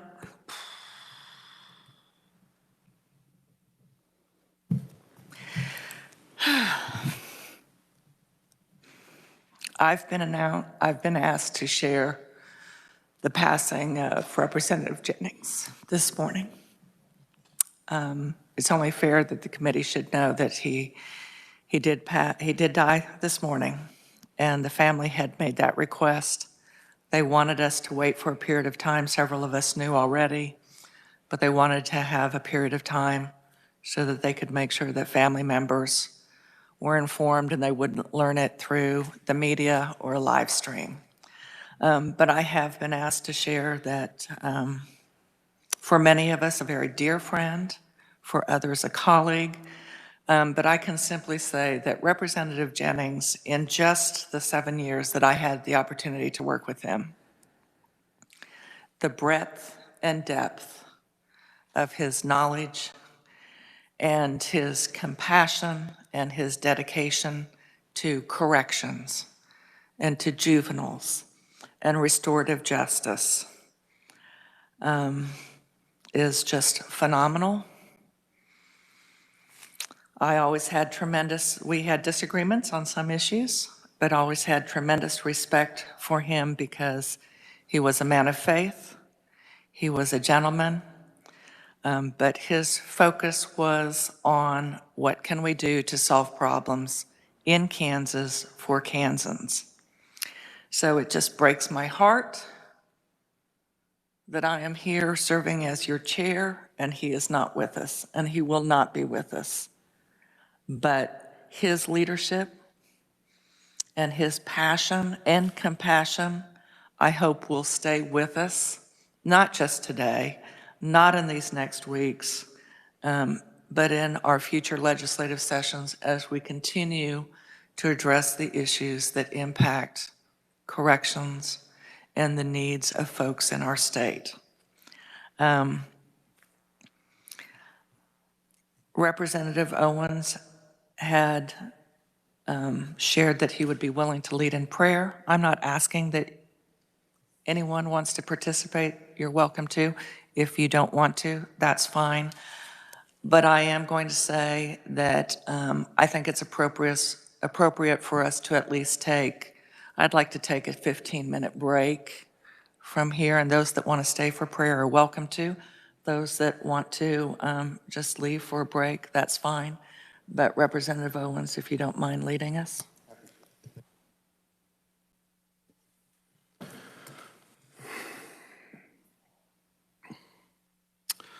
Our most kind and gracious Heavenly Father, we bow our heads before Thee this day, at this time, to honor a dear colleague and friend, to plead with Thee, to be with him, to guide his soul as he returns unto Thee. Many of us know Russ Jennings very well, having had the opportunity to serve with him. We know of his heart and his willingness and desire to not only serve his constituents, but to truly serve the members of the state of Kansas. His leadership will go down in history as having changed the lives of thousands and thousands, especially thousands of youth, in the work that he has done to ensure that those that come after him have every opportunity to become successful, to have opportunity, and to have hope. Heavenly Father, we ask that you be with his wife, with his family, with his friends, as they mourn, but also as they remember, as they adjust. We ask that you be with each one of us in this building, that we might take the lessons that we have learned, the influences we have received, that we might do our part to continue the good work that he has done. Heavenly Father, let us all remember that our time here on earth is but a temporary time. Let us constantly turn our hearts and our minds unto thee. Let us hug our family a little bit closer this day. And until we meet again, may our prayers and blessings be with Representative Russ Jennings. And this is the prayer we offer unto you this day. In the name of our Lord and our Savior, Jesus Christ. Amen.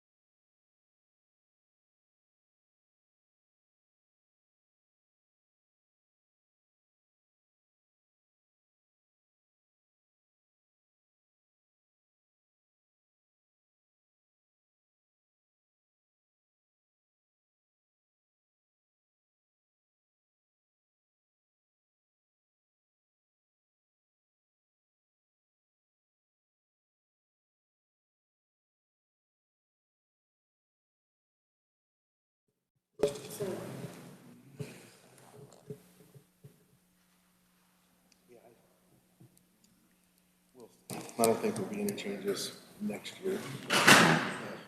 New leadership in 2 sessions.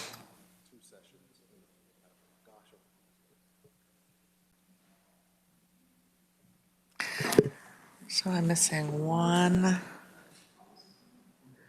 I'm missing two matter. We're missing two, right?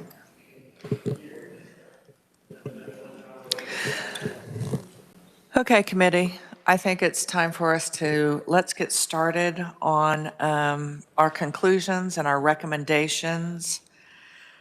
On page 4 of the document that was provided from last year. So in those 2 pages, the gray boxes, we do have conclusions and recommendations. And so I thought we would just kind of use those as that model, if you will. It was from the very first day. That's okay. We're just gonna get started on just our conclusions and our recommendations. And so Representative Hoffman, did you want to get us started?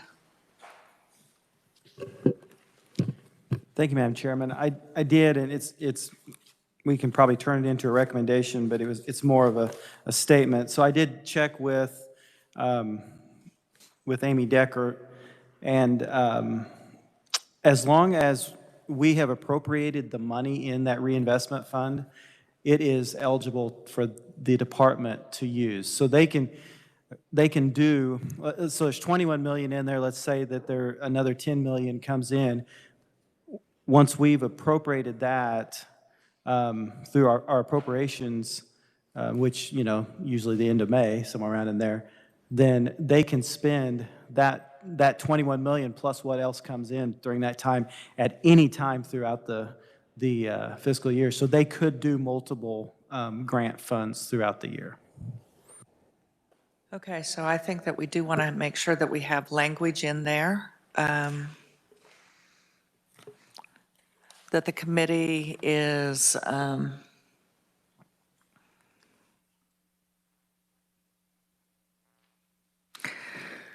somewhere along the language that the committee was concerned with regard to funds being limited to just what had gone through the budgeting process. And if we can then get that language that Representative Hoffman provided. And our revisor, Jason, you did find language from that original piece of legislation, that indicated that the secretary was responsible for signing off on the vouchers. Is that correct? Yes, thank you, Madam Chair. Jason Thompson with the revisor. So the enabling legislation that's now at KSA 75-52, 164, that's the statute that creates the evidence-based programs account of the state general fund. That's where this money resides, the lockbox, as you guys have called it. It just establishes that fund and says that the expenditures from it have to be for certain purposes, limited to those named, but all expenditures are just done by vouchers from the Secretary of Corrections or the Secretary's designee. There is some additional oversight, or the statutory term is monitor, that the Juvenile Justice Oversight Committee does. So that committee that you set up of 21 members, they monitor what is going into that fund and how it's being spent, but they don't necessarily have to sign off on it or do anything else. The vouchers are physically done by the Secretary of Corrections. And then you heard more about the budgeting process and how that comes into play, which I believe is where most of the confusion was coming from. It's not necessarily in the statute. The statute is very quiet about the process. It just says what the money has to be used for and who signs the voucher. If you wanted to add more, I will point out that last year, and still pending in the House, is House Bill 2200. It's pending in the Corrections and Juvenile Justice Committee. Thank you to Natalie Scott from our office for reminding me that we had drafted this. it outlined a little bit more about the grant program in the statute, and also made clear that expenditures shall be made promptly and on a rolling basis. If you wanted to specify that, we certainly have the language to do it. I don't know if you need to, legally speaking, is what I think we all agree on, but if you wanted to specify that and then have the process in statute, we certainly can. So Representative Hoffman, is that something that you wanted to add on to? Yeah, maybe, sorry. Thank you, Madam Chair. Yeah, maybe we want to, say that we encourage the passing of 2200, is that what you said? Or at least the House Committee on Juvenile Corrections to look at House Bill 2200 in order to clarify the use of the grant funds, something like that. Well, I think particularly with regard to that rolling basis, I think that helps. And I think that would absolutely help Hope with what you're working to do. And it does provide that oversight. We know that the oversight's already there. So, okay, so that is a recommendation. And I'm going to double check with our revisor. Is this a motion and I need a second and then we vote on it? Madam Chair, Jason Thompson again. It depends on the year. I've seen it done both ways. I believe last year you had sort of a series of recommendations and kind of without objection, you noted each one and then you approved it all at the end in one motion. If you feel like certain ones are maybe more contentious and you need a vote, I might recommend you vote on each one. So it's kind of your discretion and how the committee feels. And if I could just note on that last one, I did see some language floating around about the committee encouraging another committee to look at a piece of legislation. So if you wanted to word it that way, that might be what research could use to get that in the report, versus maybe coming forward and saying you support a piece of legislation and encourages its passage or something like that. That's maybe a different kind of statement. So just be clear about what you want them to write. Thank you. So I'm going to go back to you, Representative Hoffman. And what are you wanting the committee? Is it to encourage or to recommend? Encourage the committee and name the two committees? Or do you want to recommend that the legislature consider? Well, I guess that would kind of depend on the committee. You know, it doesn't matter to me either way. It's if it's the will of the Oversight Committee that it be recommend, I would, or if everybody would be more comfortable with encourage, then I don't really care either way. Okay. So I have a question from Representative Carlin and then Representative Owens. Thank you, Madam Chair. Before I ask my question, I noticed that throughout these reports every year, it's either recommends, supports, or, but I think encouraged is okay, but it doesn't sound as strong. And I think we want a strong statement. I have two questions that maybe Jason could help with. Were there any rules and regs adopted after that statute, after we passed that bill, that has had any effect on anything that's happening here? Do you know? Or would you be able to see that? How would we know? Because sometimes things get changed a little bit. Our revisor. Sure. Thank you, Madam Chair. Jason Thompson again. I'm not aware of any rules and regs adopted under that. I can look and find out, but we also have the department here, and they could probably tell us if they adopted any rules and regs. It would have had to have been under the Secretary's general authority because the specific statutes at issue here didn't have a specific rule and reg directive or authority in them. Thank you. And he's shaking his head no. I just wondered if we need to clarify. The other thing is, for those that are listening, the Department of Corrections representative has indicated that no rules and regs have not been established by the Department of Corrections. That's good. Okay. The other question I have is, it's been said in this room that we think that the RFPs were coming from KDADS or DCF, and did we establish that? We did establish, it was shared with us that it was an RFP through KDADS.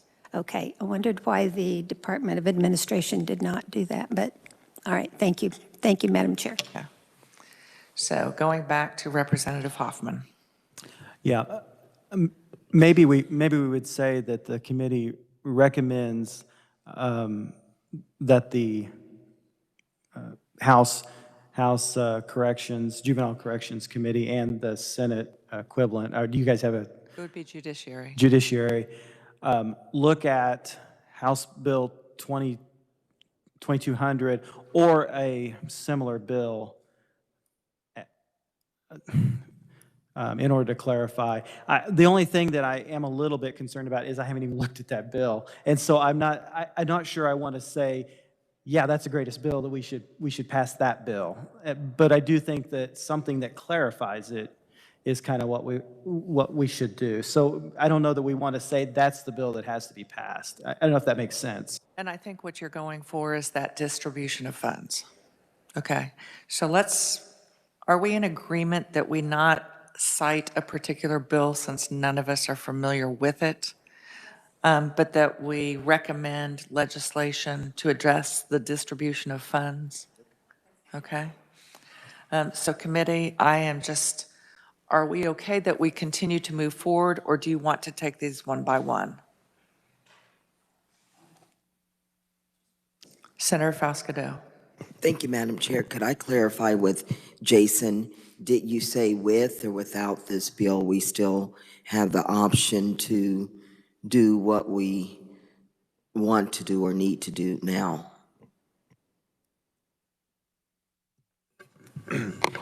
Madam Chair and Senator, based on everything we know right now, there's nothing in the statute that's prohibiting this from happening, but there are some procedural mechanisms that are leading it to be done in this way. So from our perspective, you don't need to change anything, but maybe from the department's perspective, they would appreciate you changing something or clarifying things. And hopefully that gets at your question. We don't necessarily see the problems in the words we've written because in part, they're so general. We just laid the bare framework for this out there. Everything else that's happened is happening either in the budget process or through the department's process, not the statute. Representative Heiberger. Madam Chair, I recommend that we use the same process we used last year, whereby items are proposed and added to the list if there's no objections, and if there does appear to be an objection, we vote singly. Thank you very much. We are ready for the next recommendation. You may, Representative Owens. I would make a recommendation to add to our report that the $21 million that was swept in last year's budget be restored and put back where it came from to be used for juvenile justice related items. Okay. That was an easy one. I'm not seeing any discussion, so let's go to the next recommendation. Yes, we are fine, Senator Bowers, and then next will be Representative Heiberger. Thank you, Madam Chair. We heard this morning over at the Juvenile Center of the issue of capers versus their choice of retirement. And I do have a recommendation that Merle and I pulled together quickly, and if we want to expand it, the legislature should consider legislation to include juvenile correctional officers and parole officers within the capers correction group. But if we'd like to expand that to explore the other option, the KPF, I'm not sure if I have those initials right. There was another option that there are several House bills with research that Merle pulled together for me this morning. There are active bills that were introduced last year as well, addressing just the KPNF fund, but not the capers correction. And Merle, correct me if I'm wrong. I'm just reading quickly your bills that you had sent to me. Yes, Madam Chair, Senator Bowers, yes, there is 3 bills that were introduced in the 2021 session. House Bill 2111, which makes security officers, which includes uniformed correctional officers, eligible for KP and F. House Bill 2198, which makes certain local correctional employees eligible for KPNF, and Senate Bill 135, which makes a number of KDOC positions, including juvenile correctional officer positions, eligible for KPNF. If you'll remember, KPF stands for Kansas Police and Firefighters. This is a unique retirement plan that provides early benefits. That is the sort of the more advanced version of a retirement plan. Currently, many in the Department of Corrections, to include correctional officers, are part of KPERS Corrections. So that is a plan that is somewhat has slightly less benefits than the KPNF, but is better than the average KPERS plan. And I believe Senator Bauer's recommendation is to clarify, that current KPERS Corrections does not include juvenile correctional officers or parole officers. So I believe what the senator is recommending is to include those in that package. So the folks we heard from this morning, this was what I picked up from this conversation, KPERS Correction is what they were nodding at. Representative Hoffman. Yeah, thank you, Madam Chair. I would agree with that. I'm not sure I want to go as far as the lift to KPNF at this time. I think that might be a little more than what we want to do in this with this recommendation, but I do think that we should recommend that they are moved to KPERS Corrections. Representative. Or at least strongly encourage. Okay. Representative Resman, and then Senator Corson. Thank you, Madam Chair. If I remember correctly, was it last session or the session before, we did have a bill that would have included correctional officers in KPNF. And I think the reason why it failed was because the correctional officers weren't identified as law enforcement officers. And I'm going from memory on the debate on the floor, but there is a statute, it's 75-5247A, that does identify correctional officers as law enforcement officers. So I don't know if Representative Proctor, who introduced the bill last year, if he's going to bring it back or not, but that's the reason why it failed in the House, if I remember correctly. Okay, that's helpful. Senator Corson. I just had, Madam Chair, thank you. I just had maybe a point of clarification, both for myself, maybe I'm the only one who needs this clarification, but we're talking about corrections officers and parole officers, and I just want to make sure that when we're wording this, that we are wording it either appropriately broadly or narrowly enough to encompass all of the folks that we are intending to be encompassed, and not later finding out that we have maybe imprecise with our language, excluded or included folks that we either did or did not mean to include. So that was really kind of maybe just a question or a statement, but my hope would be that we would include a broad group of folks, so all of the folks working in that facility would feel like they were, receiving a similar benefit just for team chemistry, camaraderie, all of that. So I just wanted to maybe identify that and just make sure we're all thinking about that as we move forward. Thank you. Thank you, Senator, and I think you raise a very good point, because I think if we just think back to the group that we met with this morning, there were officers, and there were folks that were not officers but are with juvenile corrections. And so I think with what Representative Resman shared with us, and can you read that again to us specifically, Representative Resman, as far as KPNF and the definition of the guards? Yes, it's 75-5247A. Interesting is that in the federal system is that if you work in an institution, you're automatically into the better retirement system because you're in an institution, whether you're a secretary or you're a plumber or whatever, because you're working in an institution and it's just as dangerous for them as it is for the correctional officers. So they encompass everybody that if you're an institution. If you don't work in an institution, if you work at like a regional office or the national office, you would then fall into the normal retirement system of 30 years. Representative Owens, did you have a comment?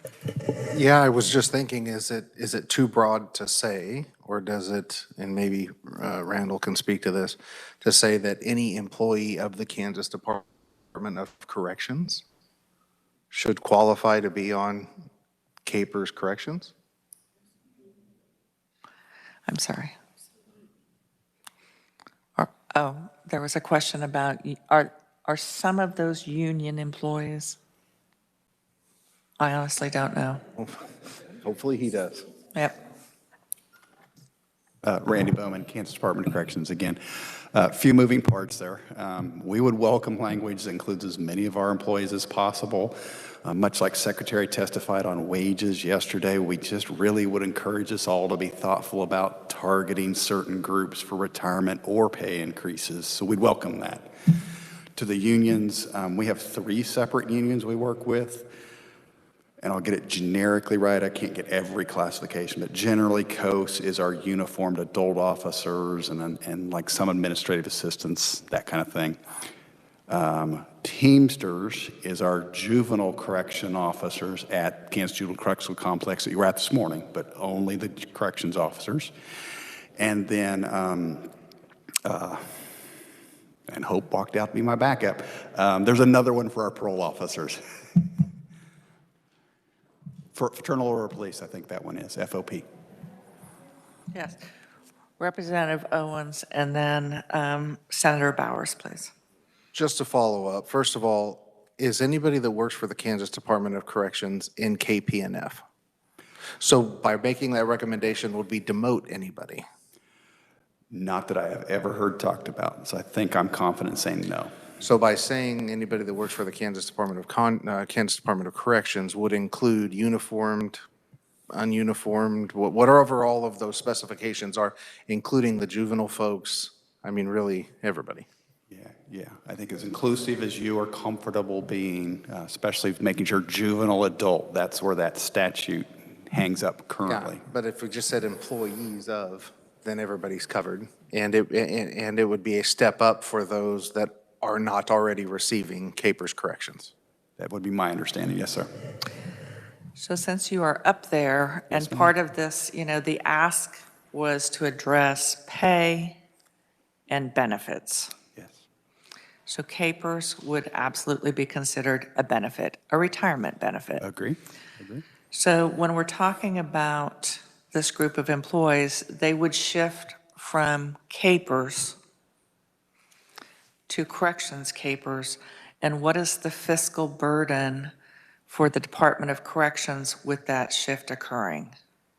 Is there a difference as far as what matching funds must go in? I can't give you a number, but we have, when those other bills that have been referenced are brought up, we've worked with Capers, Mr. Conroy, and they usually can put together a good fiscal note on that, but there would be a impact. Okay. Yeah. Thank you. Okay, so I have Senator Fascadeau and I have Representative Hoffman.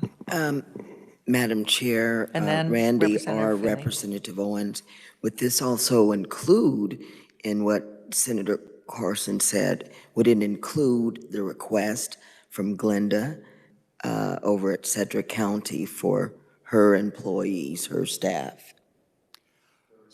From our lens, they are not employees of the department. We grant fund the county to run their programs.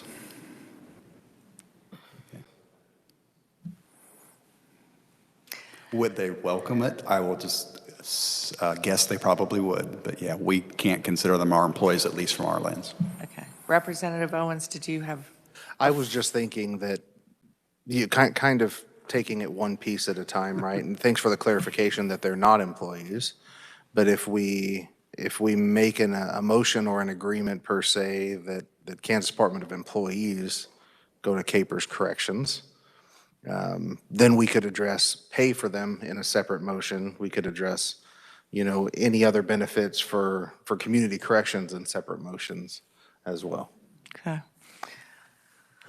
I think I had Representative Hoffman and then Representative Finney. Thank you, Madam Chair. Randy, right now, are only the uniformed members in Capers Corrections? Madam Chair, Representative, only the uniformed adult facility. Okay, and staff. so everybody else is in. So my only concern is that's going to be a big change. I mean, you're basically almost, if we would be taking the whole department. I'm not sure we want to take that big of a bite, or at least we want to maybe narrow it down and then say, we could look at the other also. But that's a big change. And my only concern is if we do a complete change of a whole agency, the next one, maybe DCF comes to us and says, hey, we want our own capers for. So I think right now it's designed for those that are in harm's way the most.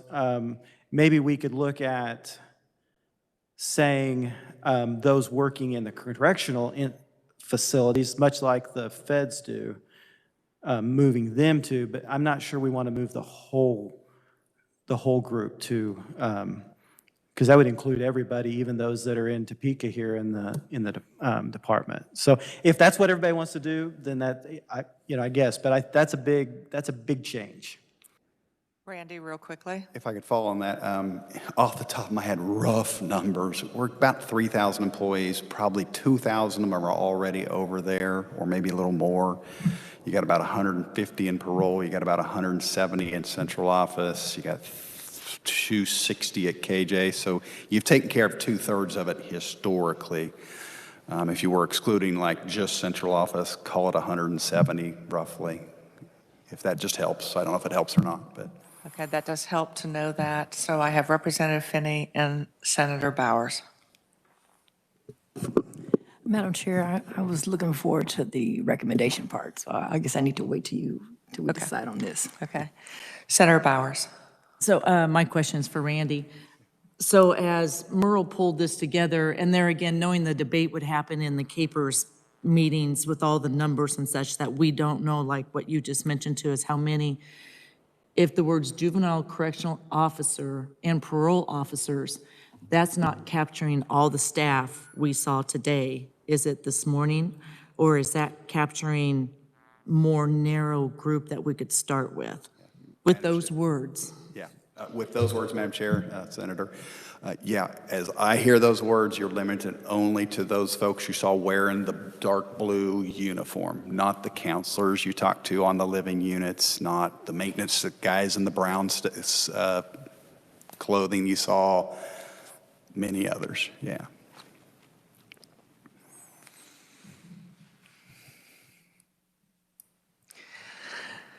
Okay, committee, now we're at the stage where we have to decide really where we want to land on this recommendation. Do we want it broad sweeping, or do we want the ask to be that a plan to gradually move them over? Because quite frankly, right now, what we have just realized is we don't have enough information about the number of folks, what the categories are, who's over, who isn't, who would get excluded. We have nothing from Capers themselves. But how do we make it so that this truly does move forward? Representative Bowers, or Senator Bowers, I'm sorry. And I agree with you, because not knowing how many people, what's the dollar numbers to the state of Kansas fiscally, if maybe we just want to somehow word it that we understand this is an issue that we'd like to further dive into in the legislative process. So it may not be a recommendation or approval, but a topic to hold more hearings on specifically of what we learned this morning. So it could be more of a recommendation and not a demand, or more of a suggestion. Senator Corson.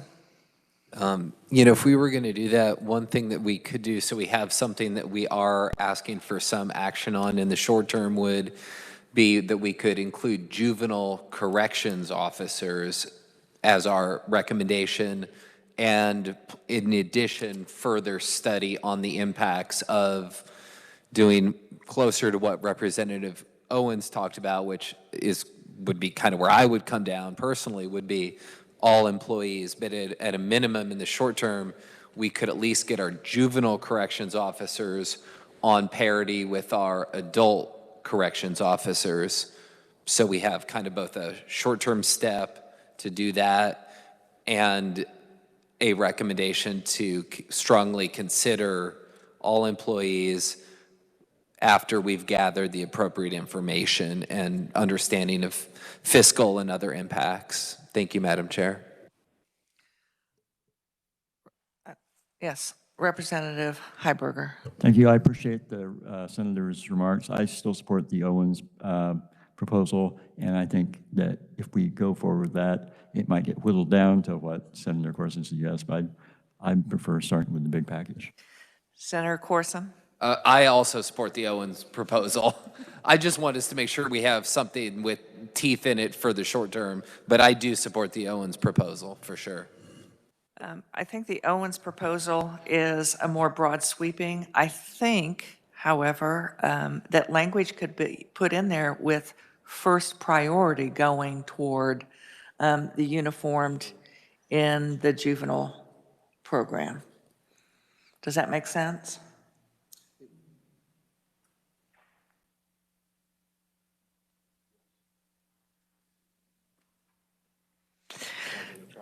Yes, Representative Owens, you can give it a try.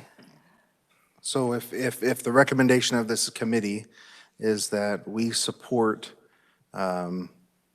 moving the Kansas Department of Corrections employees to Capers Corrections with first priority going to the corrections officers at the Juvenile Justice Center in Topeka,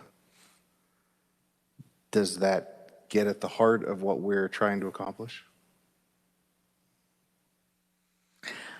I mean, it seems like to me, if while I still have the microphone, it seems like to me if you work for the Kansas Department of Corrections, you should be under Capers Corrections.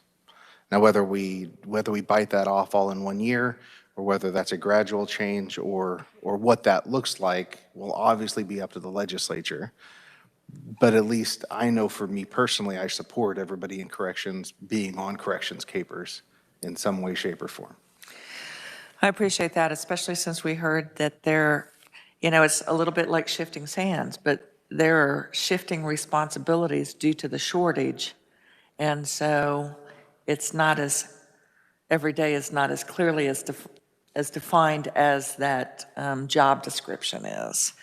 Senator Corson, I saw that you were wanting to say something. I would support what Representative Owens is saying for the reason, I think the two are sort of being very fresh in my mind. I think about, the folks who are teaching at Lawrence Gardner, the gentleman who was teaching welding, for example. I think we certainly don't want to send a message that, the work that they're doing is any way less important than work others are doing, and so they should be on a less generous plan. I think we saw a lot of really great team chemistry and collaboration and all of that work. In my mind, it is sort of all equally valuable, and I think I would be in favor of sending a message that says we think all of that work is equally important, and you're all having a great impact, versus sort of saying, well, we think this is maybe deserves a more generous package, and this person in this role deserves maybe a less generous package. So that's why I'm in support of that. Representative Hoffman. Thank you, Madam Chair. I'll go along with it. I do think, and we're going to have this discussion when it gets into Capers, but I do think there is a difference between someone working in the facility and someone working in central office here in Topeka, who might be doing some of the same work as someone who's in central office in the Department of Children and Services. I think that we run a risk in really, that's the risk I think that we run into, but I'm okay with this, with the language here, and I won't fight it. I think we'll have the debate, when we go. into it in capers. So thank you, Madam Chair. Thank you. As a point of clarification, does the House have a separate capers committee? We have a retirement committee. I'm on that, financial and institutions and pensions. Yes, and we did have a bill about corrections, but it was for law and for the correction law officers. Okay, so we have a recommendation for a very broad, explore moving corrections folks into corrections capers, and then we have explore making that movement with first priority being to uniformed juvenile. So what is the preference of the committee? Is it broad in scope and we leave it broad in scope, or is it broad with saying first priority to this?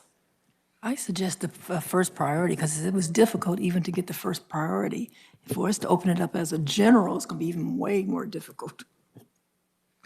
So do I have a consensus to have the broad with the first priority in there? Do I need a vote on that or, okay.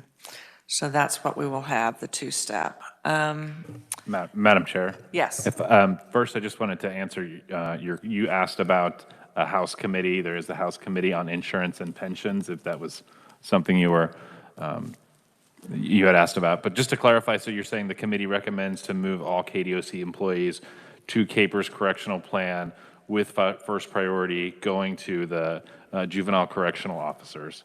Does that reflect pretty accurately?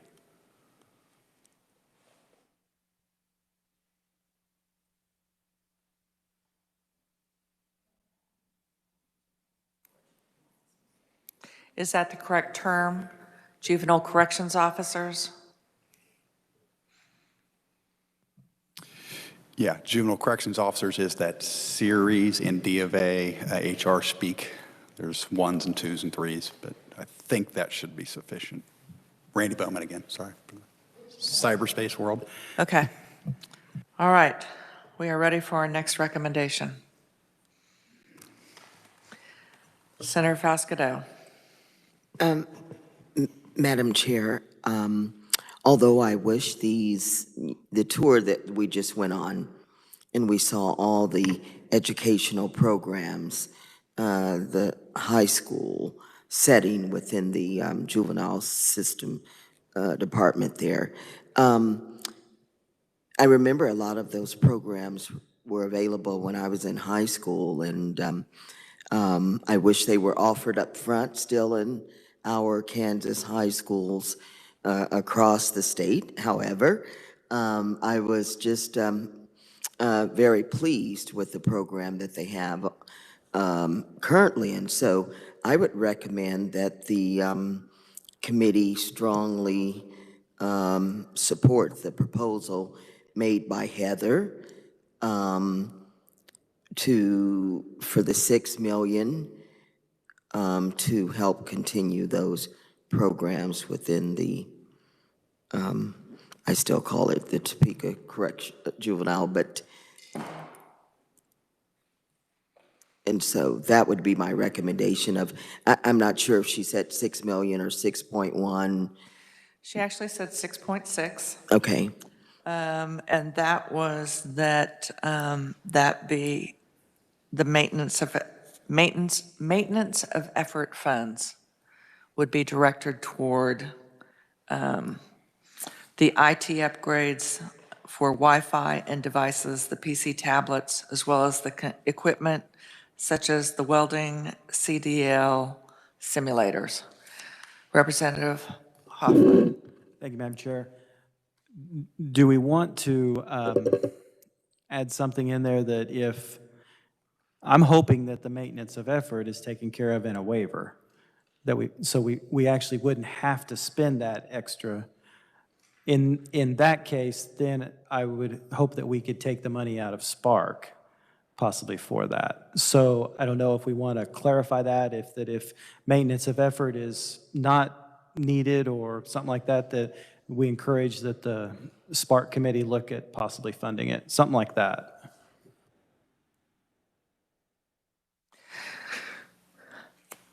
Senator Foscato. Thank you, Madam Chair. Representative, so that Spark money, is that the existing Spark funds or from the new American Recovery Act?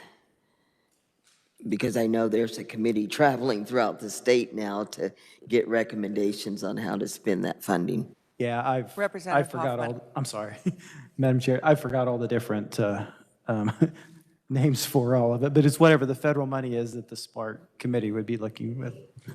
Yes, I'll call on our legislative research. Thank you, Merle. I can just clarify, the Spark Committee is a committee that makes recommendations to the State Finance Council for expenditures from COVID-19 federal relief funds.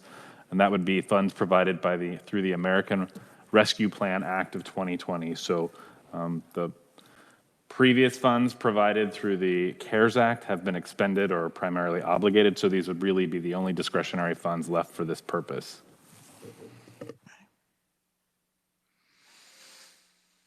Committee, are we comfortable with it, the indication being maintenance of effort funds or Spark funds? Okay. Thank you. Representative Heiberger. Oh, I'm sorry.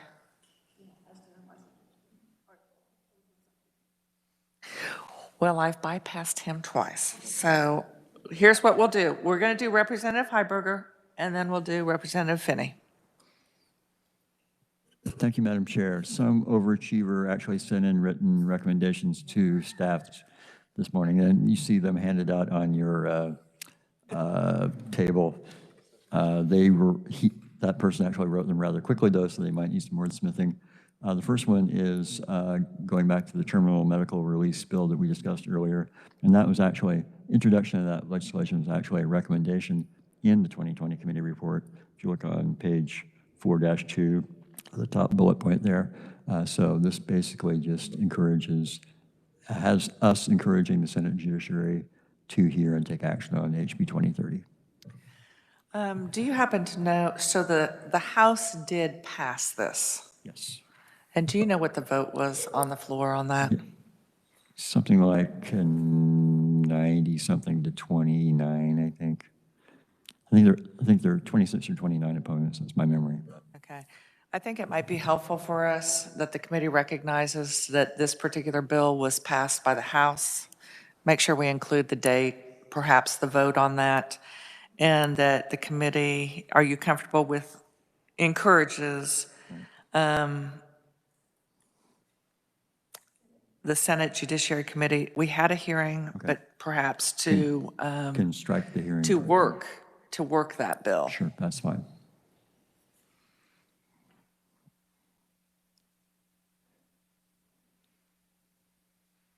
So did you want to go to your Second, okay. next? Next, this goes back to our discussion yesterday. I think we all see a need to increase corrections officers' salaries as soon as possible, rather than waiting for appropriations bill through the next session. I think any wording changes to what we have here, I'd be happy with, but the way it states now is the committee requests the governor recommends Spark funds or identify other funds to increase corrections officer salaries immediately rather than waiting for the legislative session. So, Is there some discussion on that? Senator Corson. I just wonder if we could maybe say corrections employees instead of officers, so we're catching a broader group of folks. Fine with me. And I don't know if we need any additional level of detail about,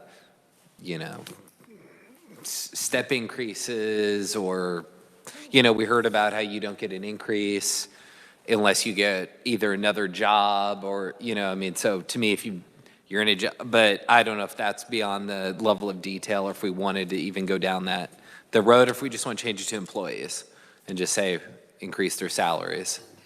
So then we'll go to Representative Resman and then Representative Owens. I have to agree about the salaries. I was just wondering, because I asked Secretary of Corrections the other day about night differential and premium pay. And I was just wondering if that would be something you want to include. Your night differential is 10% from 6 at night to 6 in the morning, and premium pay is 25% on Sunday just to encourage or to help the correctional officers. And it also helps them towards retirement too. I think something just incentivize the ones that we're trying to hang on to right now from leaving, if we could try to do that to retain our employees. And I guess I'm going to just ask for a point of clarification from either research or the revisers, or perhaps from the Department of Corrections. Most of these folks are hourly folks, correct? So when we say salaries, do we need to change that? It should be compensation, I believe, would be more appropriate. Compensation. Okay. Yes, Madam Chair, I think compensation or the term salaries and wages would both be sufficient. I think wages. I think we need to do wages because compensation can include something beyond wages. Compensation can sometimes include benefits, but if you're talking just salaries and wages, we can make sure the language reads salaries and wages. Okay. Representative Owens and then Representative Carlin. Yeah, I've been pondering on this myself in the right way kind of to approach it, because I do think that there are some spark funds that could be identified for this. I wondered if the best approach might be some type of incentive/retention bonus so that the Kansas Department of Corrections can put together a pay increase plan that includes, everything from stepped up bonuses based on years to whatever plan they think would be the best plan to bring them up to competitive wages and things like that. But in the meantime, you spark funds in more of a one-time bonus capacity to get us through to the next session. It's just a thought. Okay, so, and I think one of the issues with regard to increasing wages with a change in night differential or premium pay versus a bonus, spark money is one-time use. So if we make that increase in differential pay, premium pay, and wages, and then we move to that the next year, we are up there, and we must stay there. So what is the pleasure of the committee? Increase versus bonus? Yes, Representative Thank you, Carlin. Madam Chair. That's exactly where I was going as Representative, both representatives spoke to it. But I would just kind of say that we would use the spark money or the money that's there for this year. But we know the private sector is increasing nurses and nurses' aides all across the country, and we've got to compete. And I would say that we should do step one would be, as was worded to already about the salary increases compensation. That part would be first sentence. And then another one to ask the department to consider the longevity bonuses and step increase plan that we already have in our records here. I mean, it was historical here at the state. And the system is developed. I mean, we don't have to figure it out. So it's same as premium pay and whatever, but it's where we saw the pushback when that was taken away was people who have been with the system a long time, someone younger and newer coming in at this pay they've already achieved because we don't have that longevity or that bonus situation. So if we could just do step increases and longevity bonus or consider such a plan. So I'd say part one, we've already stated. Part two would be to use those terms that the state is familiar with as a recommendation for the committee to consider putting those back into play, because it will be something that would affect the entire system in the state. But I do think we're system-wide, we're needing support of people. So it would be something that would catch on. But it's the language and the setup is already there. It exists. That's just a recommendation. It's not really any different than what either one said. I Thank you, think the Madam night Chair. differential and the premium pay for Sundays, I think in a bonus system, you would make it so that like the evening or the night shift, the bonus would be, so if the base bonus is, let's say $500, we're just going to say that. And then that would be day shift. Evening shift would be like $750. Night shift would be up even more. So you could set those bonuses to address that differential that you were referencing. Yes, Representative Resman. That's fine. My concern is that we're not hiring like we should. Right. We're losing people, and the whole idea of kind of doing a premium pay and the night shift, or I'm sorry, night differential, is to try to, kind of a bad word, but entice the current employees we have from leaving.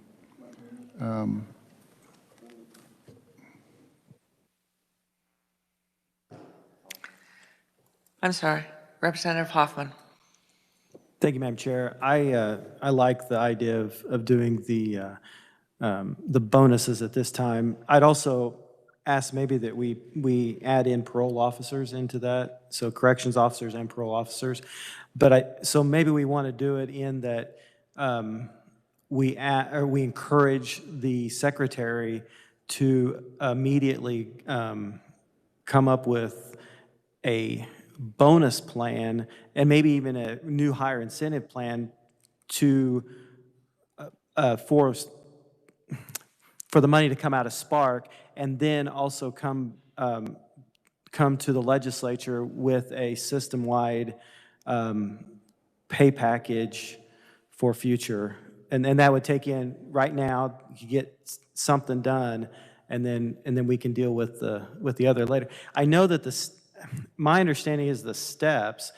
The problem with the steps is that if we don't do pay increases on a system-wide, they can't do the steps, because that's how they do the steps, is through the pay increases. So, so that would be my recommendation. I think that I don't want to lock us into a increased wages with Spark money, and then we have to come in and match that. But I would like the secretary to come to us with a new package to address those pay discrepancies. So that'd be my recommendation. Representative Resman, would you be willing to include referral bonus? Yes. Okay. And for those that weren't a part of a brief conversation, referral bonus in business and industry is, let's say I'm an accountant for one of the big 4 firms, and I know someone else that's a CPA, and I recommend them for a vacancy. If they get hired, I get a bonus, and typically the person that gets hired gets a bonus.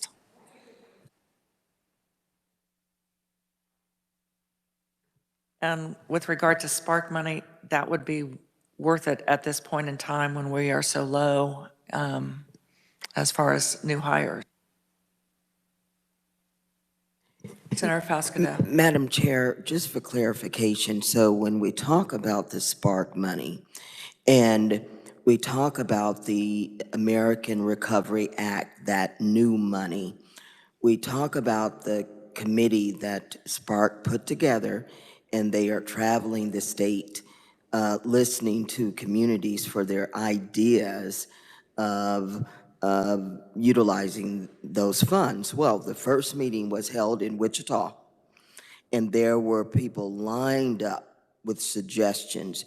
So are you saying that we can just say that we want to use this Spark money for this, or, I mean, because it's not guaranteed, or would we have to follow procedure and make the proposal just like the other people that spoke in Wichita a couple of weeks ago?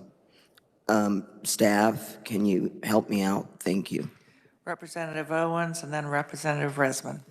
Thank you. It's my understanding that this would be a recommendation to the Spark Committee. So we don't have the appropriation power ourselves to do that, but we can certainly send a strongly worded letter to the Spark Committee encouraging them to do whatever we recommend.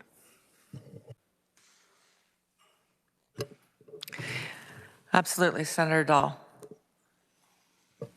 I'm not, don't know if this is appropriate or not, but Randy's over there been raising his hand for about 10 minutes. Randy, you're just going to have to stand up so that I see you. I'm sorry. Thank you. It is appropriate.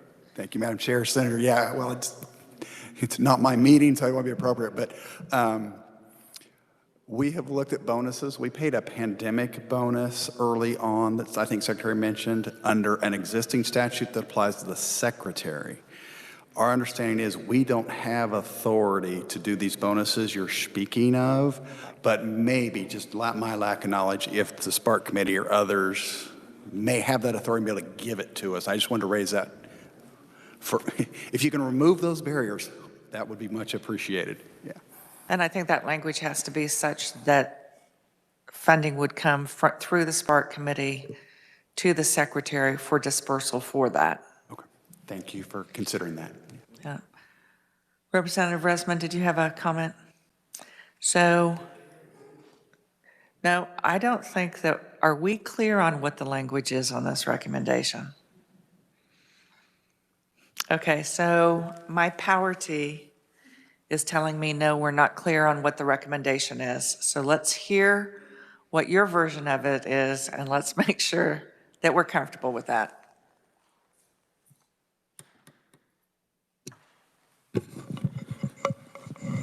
Okay, I'll read what I have and then we'll make adjustments. So I have the committee requests that the governor, and this is taken from originally from Heiberger's and then altered some.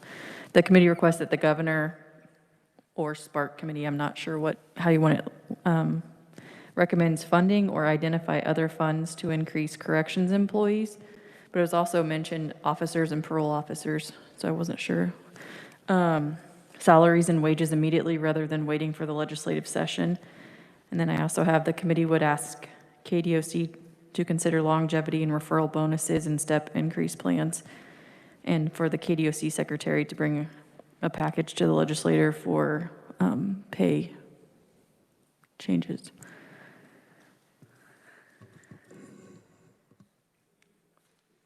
Representative Owens. I'm sorry. That's not quite where I was, but maybe that's where Representative Heiberger is. I started with what he submitted. We started with Representative Heiberger.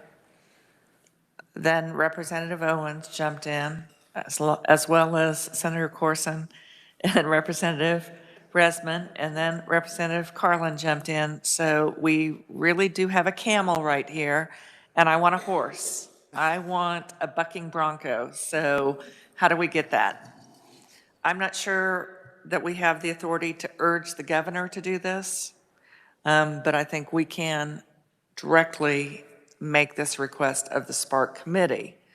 So Representative Hoffman, and then anyone else that's wanting to, then Representative Owens. I think Representative Heiberger. The committee recommends that the Secretary of Corrections put together a incentive package to include referral package or new hire package for bonuses to the Spark Committee, and that the Secretary bring forth to the 2022 Legislature a pay enhancement package for their consideration, something to that effect. To address wages, night differential, and premium pay, correct? Correct, yeah, and that would allow the department to decide kind of where they feel like that those bonuses need to go to right now, and then bring that to Spark. That's just what I. Representative Owens, Representative Heiberger. No, I think that was great. I was just thinking as long as we clarify that it's hiring bonuses and retention bonuses, yeah, that is what the request is made to the Spark Committee for immediately, then I totally agree. Representative Heiberger. Yeah, I don't have any objections to Representative Hoffman's formulation, but I do think we can urge anybody we want to do anything we want them to. But Well, we could urge the governor to join us in urging the Spark Committee. Absolutely. We can urge away. Go fight, win. Any other addition to that? Representative Corson, or Representative Resman and Senator Corson, are you comfortable with this? Okay. Do we feel we have the language now? Awesome. So now you have Representative Heiberger, you have your third, and then we are going to Representative Finney. All right, this should be quick. This is based on the ask by the Appleseed yesterday. Just recommends that the legislature consider eliminating fines and fees for justice-involved youth. Doesn't actually recommend that they do that, just recommends that it be considered. Any discussion on that? I would have loved to have at some point heard from judiciary, because they always say if you eliminate fines and fees, then you're eliminating a pool that we use for I don't know what. So has anyone heard any? Representative Carlin. Sorry, it's my day, I guess. No, the only thing that well, not the only thing, but the main thing that I brought to this thought process this week was that we go back to that expungement discussion we had a year ago or 2 years ago, that we repeal that ability for counties to set their own prices for expungements. And if that might be included as fines and fees, or interpreted to be included as fines and fees, I'd leave that alone, but I wasn't sure that it would go that far. Okay. But when a youth gets an arrest record or whatever and needs it expunged, sometimes they're not even convicted of anything and have to get it taken off to do so. So Representative Heiberger, do you see that as a friendly amendment to your recommendation? Okay. Do you have any sense of what fines and fees are currently being collected? It's a big, long list. I mean, it's modeled after an Oregon bill. They went through our statute and found similar, I mean, it's like a 25 page draft bill. My understanding, though, the fiscal note is somewhere in middle five figures. It's not, or middle six figures, I guess. But that's something that would be certainly come up during the consideration of the bill, and if it becomes unworkable, then the bill would not go anywhere, obviously. Committee, are we comfortable with this? Okay, as amended? Okay. Representative Finney. Thank you, Madam Chair. Actually, I have two recommendations and then one suggestion. The first one that I have is directly for the Department of Corrections. In reference to, we've had several people come speak, and they were saying how difficult they found that the application process to get the money from the Juvenile Justice Oversight Committee.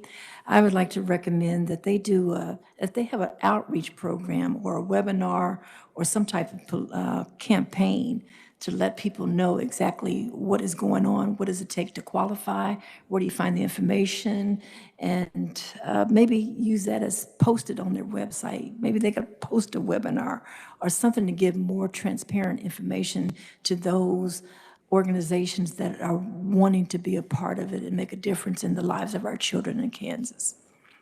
That's the first one. Should I go on to the next? Any discussion on that, committee? Okay, I'm not seeing any discussion, so let's move forward to your next one. Okay.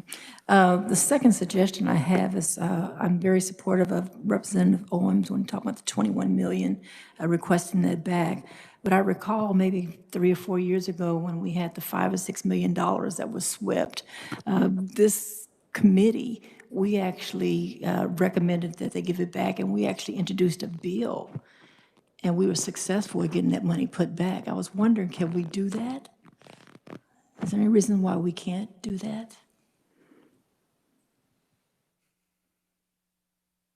Hello, crickets.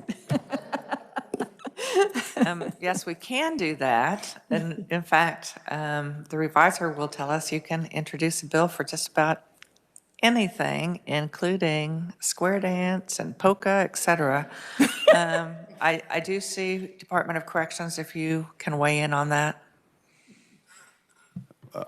Madam Chair, Representative, my apologies. I was responding to a note from a colleague about Russ. So could you please rephrase your question, ma'am?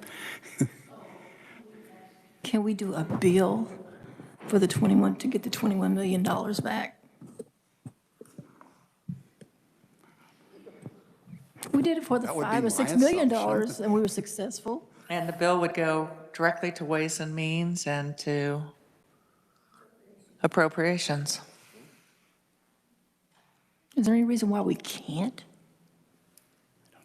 Representative Owens. For some reason, I recall when we made recommendations or had the joint committee introduce legislation, we had to get permission from leadership on some level. LCC. From the LCC for us to be able to do that. Is that correct?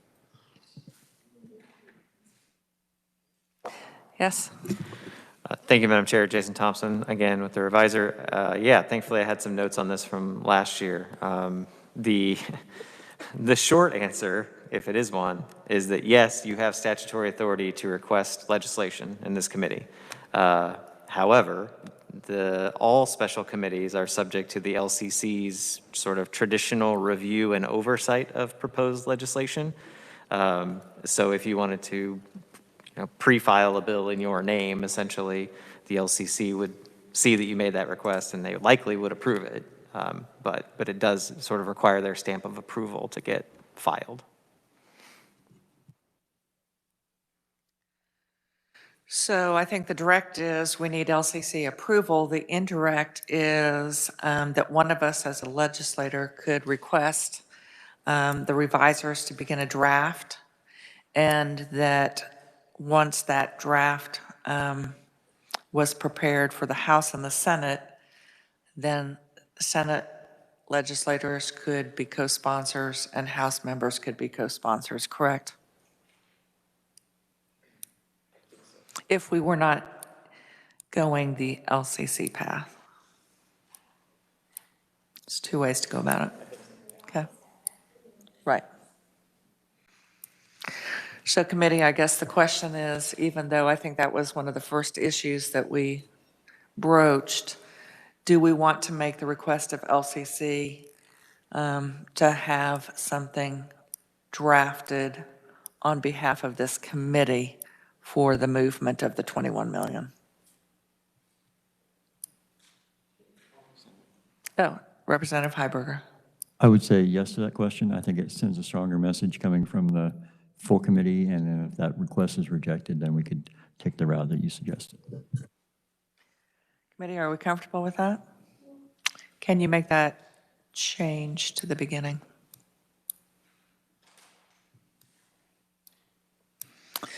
Representative Finney, do you have another one? Yes, this is my last one. Okay. Chair Lady, one of the things that you said at the very beginning of this committee is that you want to make an impact. And I think making an impact means that we want to directly impact the youth that we are trying to make better lives in our state. And so one of the things I've learned recently is that our youths are being shackled when they're going through court appearances. And Kansas is only one of a few states that still allows this. I propose that we recommend prohibiting our youth to being shackled when they're doing court appearances unless that the judge finds that there is a need that a particular youth has to be shackled when they're going for a court appearance. Committee, is there any conversation about that? That was a part of our testimony that we received. I believe it was From Appleseed. Yep, from Appleseed. Representative Owens. I guess my question comes back to without hearing from both parties, I'm a bit hesitant to recommend that be eliminated. I certainly, if we inserted the word consider, as we did on Representative Heiberger's consideration of eliminating fines and fees for justice involved youth, if we added the word consider in there, I certainly think that it warrants a great conversation and is well worth looking into. I'm just hesitant to make that recommendation without hearing proponents and opponents on that. Senator Falscadeau. Madam Chair, Representative Finney, just clarification. Shackled, you mean the ankles or also handcuffed? Both? I'm getting an indication. Could you please verify that for us? Department of Corrections. Yeah, Randy.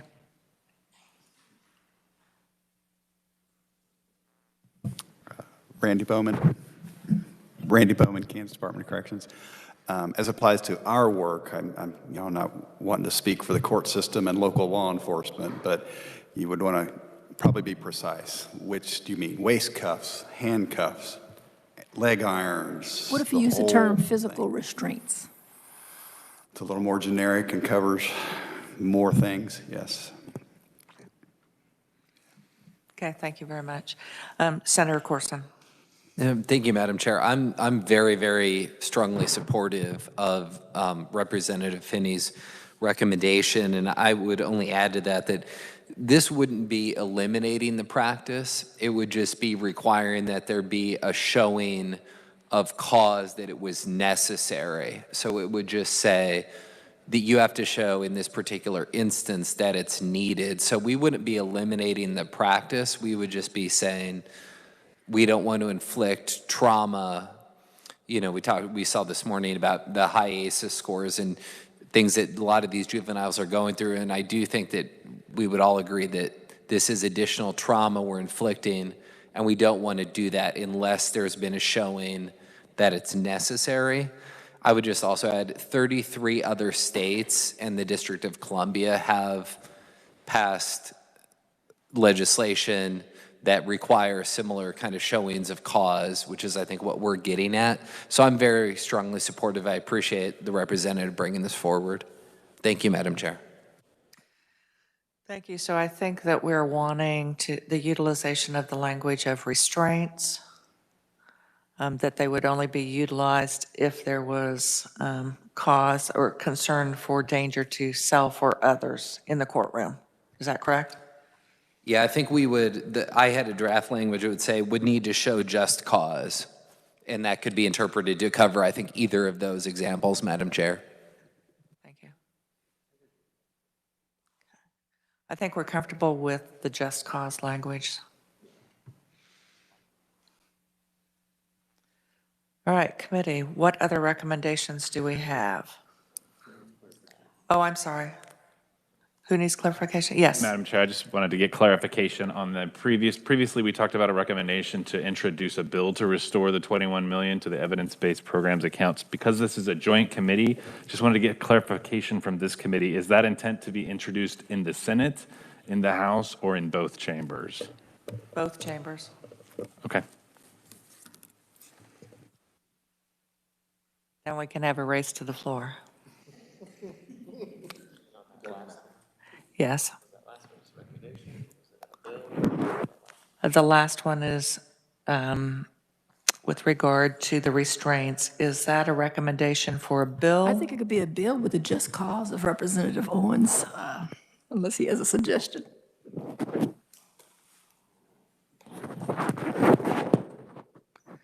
So it is, we are wanting, we are going to want action from LCC on that. A bill, yes. Senator Faustido. So, Madam Chair, I don't know if this is appropriate or not, but just hearing the conversation and thinking about Representative Russ Jennings.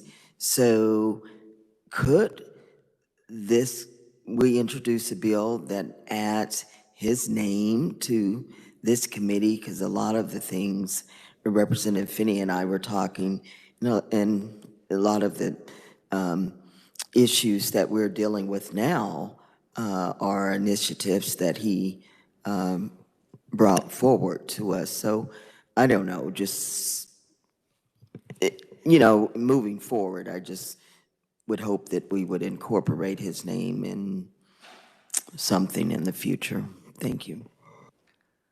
I appreciate that. And, I don't know if we want to find a particular piece of legislation that's going through the process that we want to name for him, or how we want to go about that. I know that there's some discussion about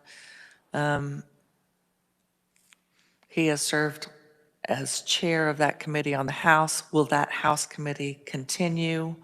So I think that's something that we should consider, keep thinking about and talking about, and figure that out as we approach the legislative session, but also in consultation with leadership of the House Speaker and the Senate President to see how we might go about recognizing Representative Jennings and Representative Hoffman.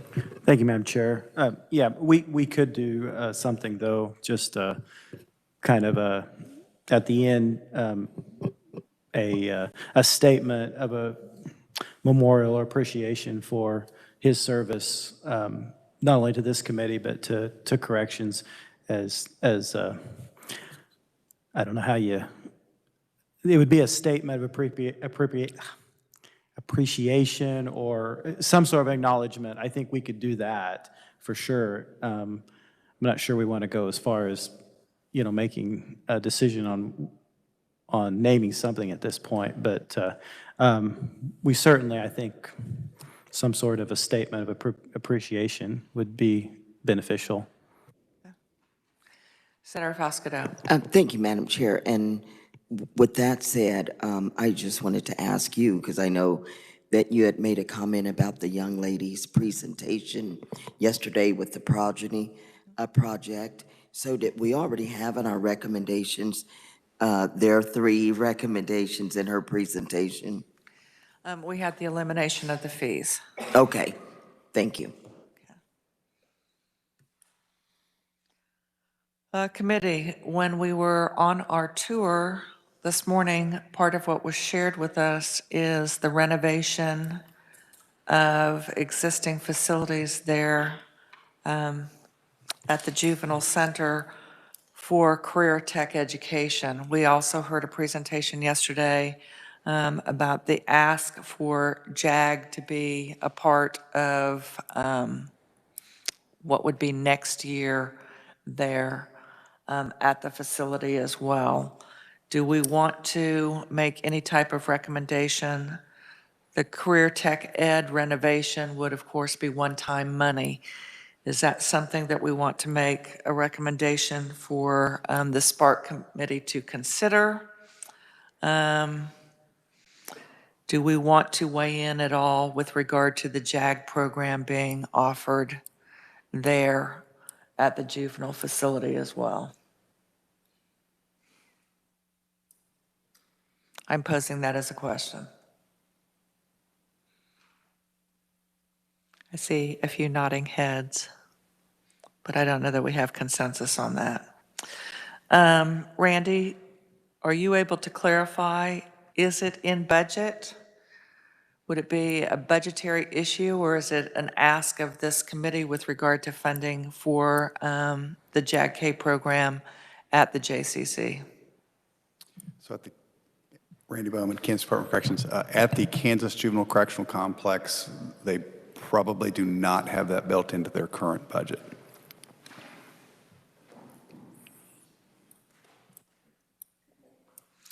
Yep, Representative Carlin.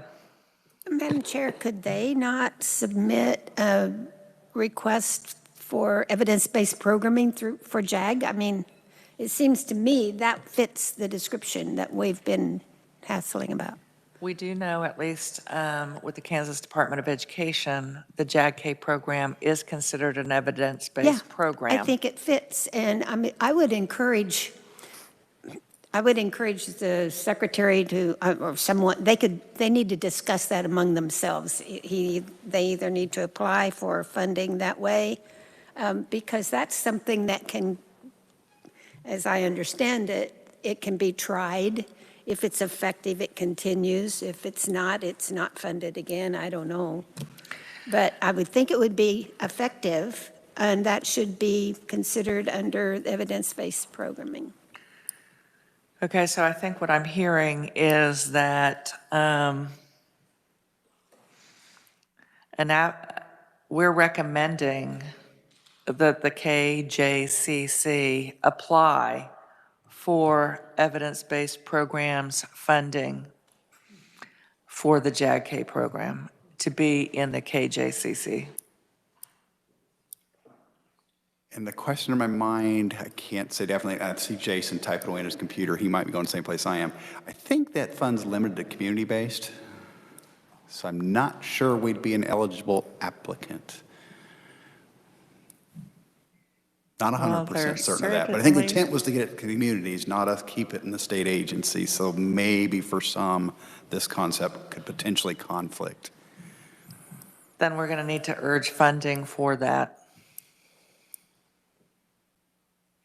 So that would simply be a recommendation for funding for the JAG-K program to be funded for the KJCC. I'm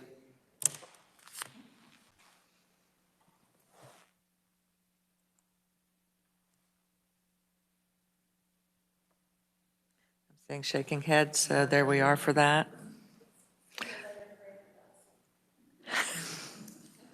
That's for those other school districts. Where are we on the CTE renovation? Do we think that they just need to go through the regular budgetary process on that? Okay, so I think that let's just make that recommendation, that the Department of Corrections submit in the budgetary process for the CTE renovation for the KJCC.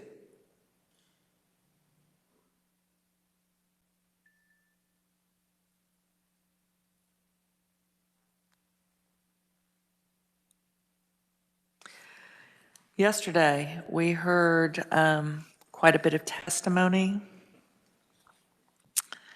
about the sex offenders list, about the drug offenders list, about those different offenders lists. Are we wanting in any way to make any recommendations from the committee based on what we heard? Or do we want that to just go through whatever the legislative process may or may not be this next session? Do we want to make mention or stay silent on that?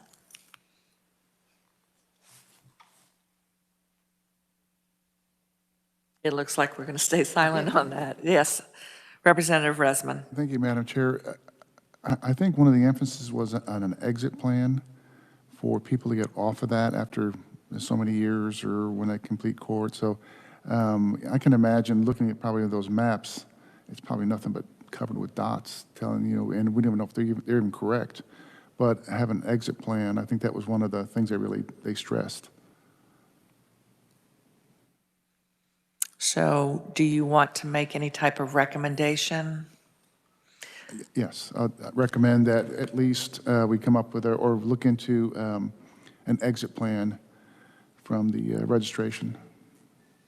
So who do we want to come up with that? Do we want the Department of Corrections to come up with that? Or do we want the legislature to do that? I would say the legislature. Okay. No? Representative Carlin. I mean, we know that there is a bill out there. I'm sorry, I'm reactive, I'm sorry, but wasn't it, who presented to us? Was it Judicial Council? I believe they are the ones that maybe would have, maybe we create a group to make the recommendation to a committee, but I think. My understanding, there is a bill out there. There was a hearing on the House side. There was concern that it was swinging too far the other direction. I think that's the testimony that we heard from Representative Humphreys.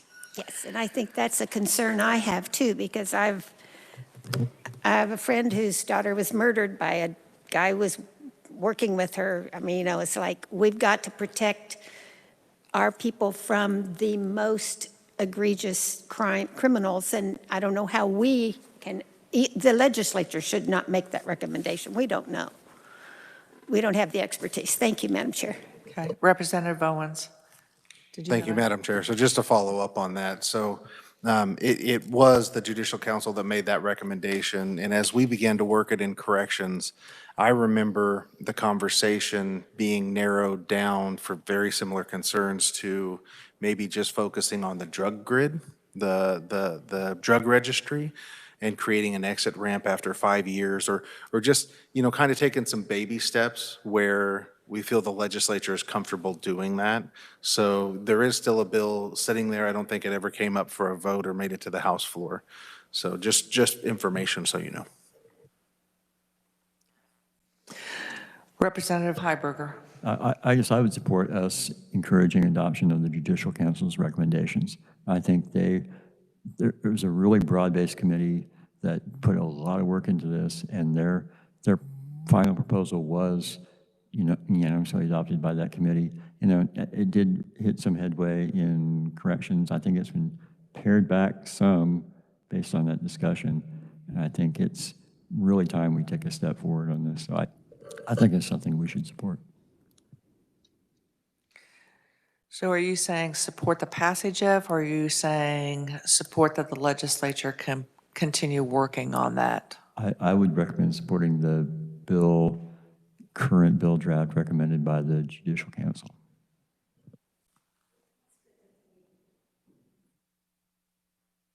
Okay. Are we fine with that, committee? Committee, any other issues? Any other, yes, or Senator Corson? Thank you, Madam Chair. I wanted to bring up the issue of increased pay for community corrections staff. So the ask there was 14.3 million, and then moving them on to the OGA pay scale.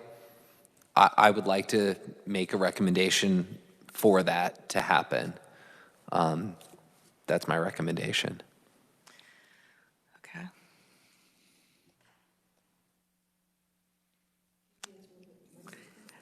Yes, Representative Finney, excuse me. Go ahead and say. Where would the money come from? Just Senator Corson. That's okay. We'll do Representative Finney's question, and then we'll have Representative Carlin's question, but would you repeat your question? where would the money come from? So I think that similar to what we did with corrections, I would ask whether we could do probably some one-time money from Spark, but I also think we should be prepared to continue to fund these increases. So there may be a way to do one-time money for this year or next year, depending on the fiscal calendar. But then after that, I think it would be part of the annual appropriation to corrections that comes as part of our overall budget, is at least my understanding of it and what I'm proposing. But open to other ideas, obviously. I think, Senator, my only question would be, or my only concern, is I don't want to see us in the same position that we were as far as that employee poaching that occurred with the judicial funding. So it almost seems like the two recommendations for funding increases need to be in tandem. Because I think if we just do one, but we don't do the other, I just don't want to see us continue to have the domino effect that here's the favored child this year, and the next year here's the favorite child. So go ahead. Well, I think Yes, Senator what I'm recommending, you may have already be on the same track, would just be bringing the community corrections up to what we did for court services this past session. So this would just be equalizing them and then putting them on the OJA pay scale so they would continue to be equal on a going forward basis. That's my recommendation. Thank you, Randy. Raise both hands, then I will be able to see you and it will be almost a touchdown. You all are so accommodating. Thank you, Madam Chair, Senator. So just while I was kind of flagging that, is back to your recommendation on Spark bonuses only for our staff, the trifurcated supervision system, then our staff would be behind both those organizations, would just be my ask that you consider with this one. That was my I do concern. not want that to come across as undermining Stewart's folks in no way, shape, or form, but please bring us up too if you did that, would be my ask. Yes. So there's 3 supervision organizations. There was a slide that Keith or somebody had yesterday. So court services is already up here. If I'm understanding this discussion, it would bring community corrections up here, but the prior discussion an hour and a half or so ago did not bring parole and our folks up to that same level. It was just a bonus and then a plan we'd submit to the whole legislature or something to that effect. So that's where I'm referring to, that you need to in tandem elevate both, or you're just going to continue, now you're going to have a different poaching? Two places are so good. Yeah. Representative Owens. I was just wondering if it would make sense to add community corrections to our previous recommendation that we had KDOC under with the bonus plan from Spark and then a recommendation for the full legislature. Would it be appropriate to just add community corrections to that recommendation? Senator Corson. If that gets broad support from the committee, I would be open to that. Yeah, I just do think we need to do something about that shortfall, and that could be a way to address it, and then get a comprehensive proposal from corrections to make sure everybody is fairly treated across the board. I would be amenable to that if that's the will of the committee. I would like to have those together so that we don't have one group essentially orphaned. And I think it really does need to be looked at how we do that heavy lift. Because I don't think during the hearings at any time, from what I've heard from House and Senate members, that making this change for judiciary would have that type of impact. I don't think there was that sense that there would be this job poaching, that we would have all of Emporia staff migrate over.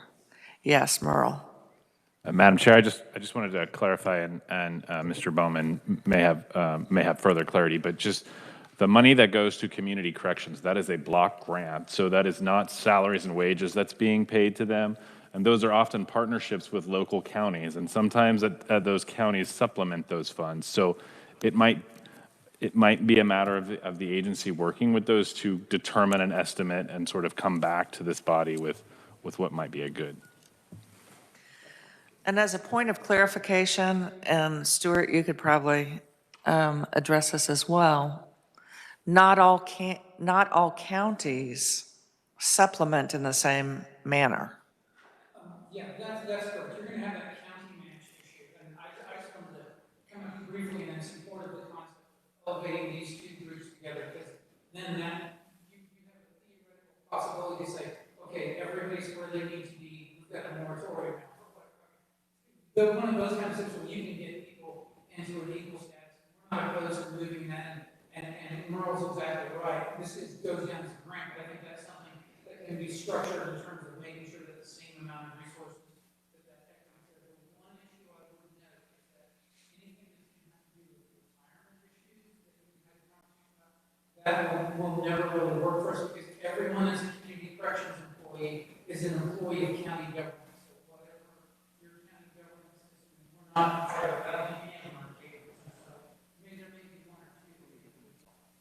Get on. Sorry. I believe all of county governments are in Well, capers. so okay, but they're going to have very different systems. If they're all going to be in capers, that's just something I don't know that I could affirmatively say, yeah, we're great about that. But if this moves forward as a package with us in that's exactly the conversations we've had with DOC from we went forward, is that this is something for that. So I just want to make sure for us, we're fine proceeding in that manner.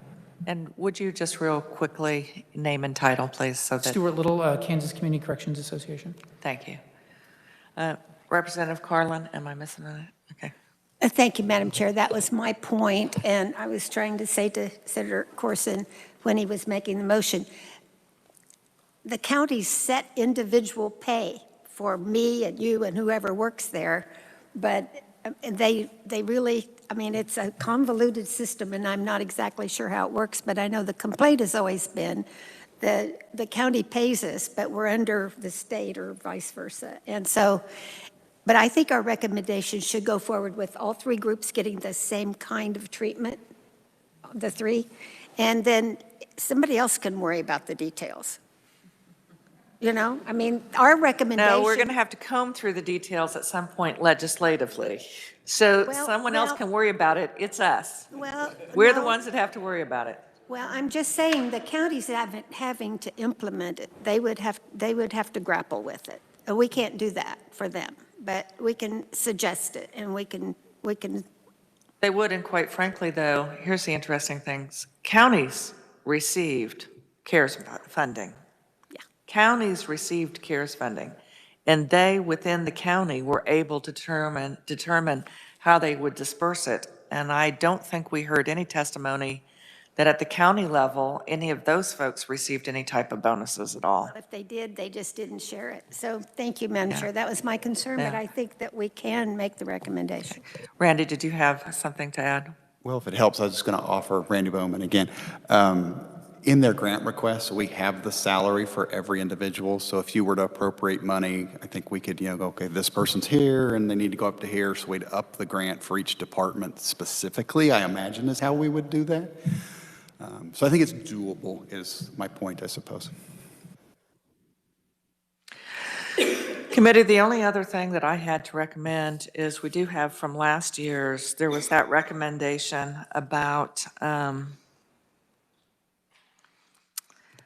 addressing the condition of confinement for female inmates. That was spoken to us about, but the possible repurposing of the Kansas Juvenile Correctional Complex for the females.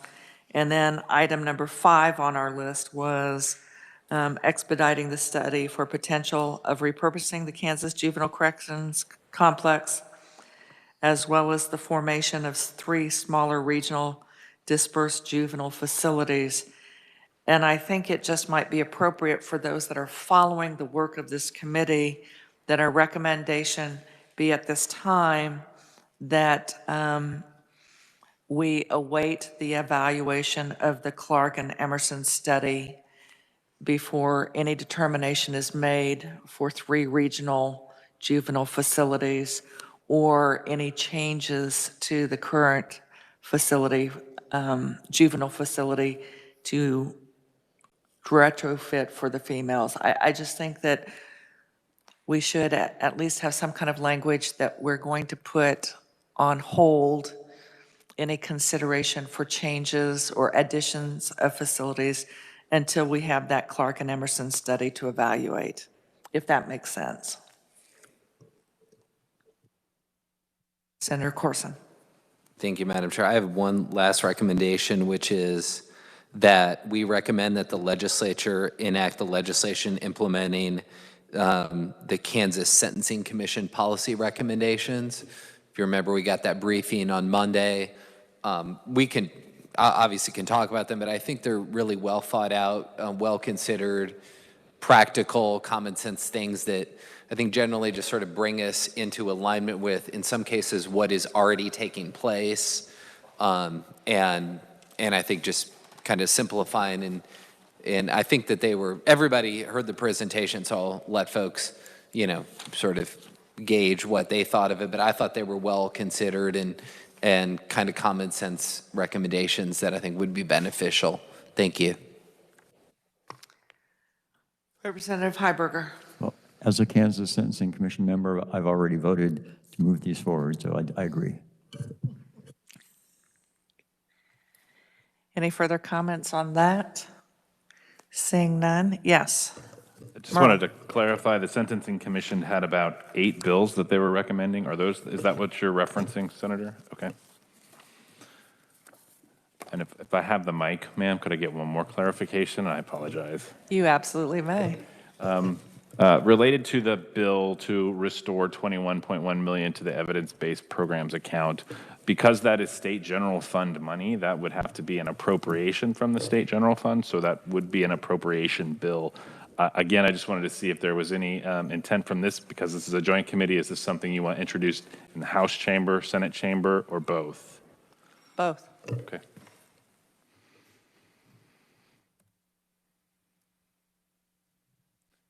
So that would go to probably the money committees, so that would go to the House Appropriations Committee and Senate Ways and Means Committees. Correct. And I think it's important that it go to both for that understanding that we jointly as a committee felt it needed to move forward. Yes.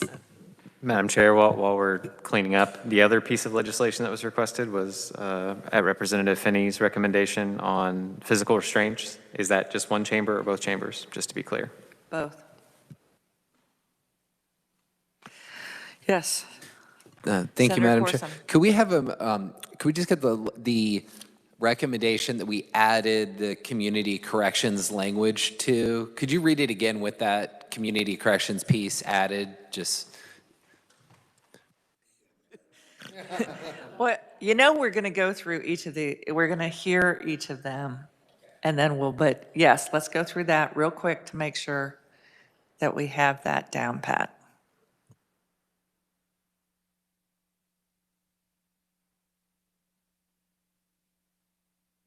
No, it's fine. No, we want to hear it to make sure it's really what we're thinking.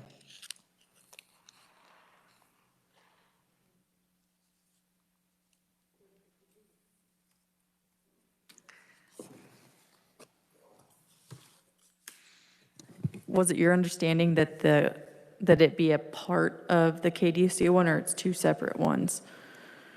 Part of. Part of, okay. Senator Yeah, Corson. we had that recommendation with KDOC, and then I think we decided that we would add, rather than have a separate recommendation, we would add the community corrections to that recommendation. Right. So currently, Madam Chair, the recommendation reads: the committee recommends community corrections and the KDOC secretary to immediately develop bonus plans, including new hire incentives for Spark money, and then come to the legislature with a system-wide pay package for the future. Let's hear that one more time.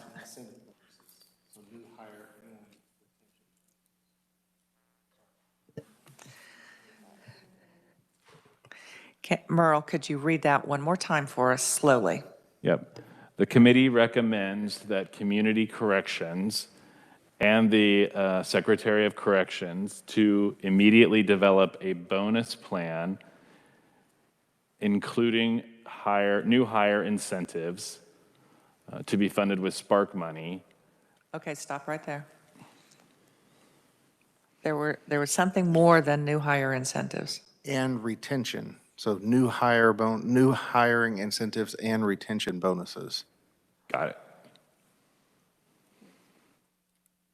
Yep, with Spark money. So the committee recommends community corrections and the KDOC Secretary of Corrections to immediately develop a bonus plan, including new hire incentives and retention bonuses to be paid with Spark money, and then come to the legislature with a system-wide pay package for the future. Committee, are we comfortable with that? Mr. Bowman, is that accurate language?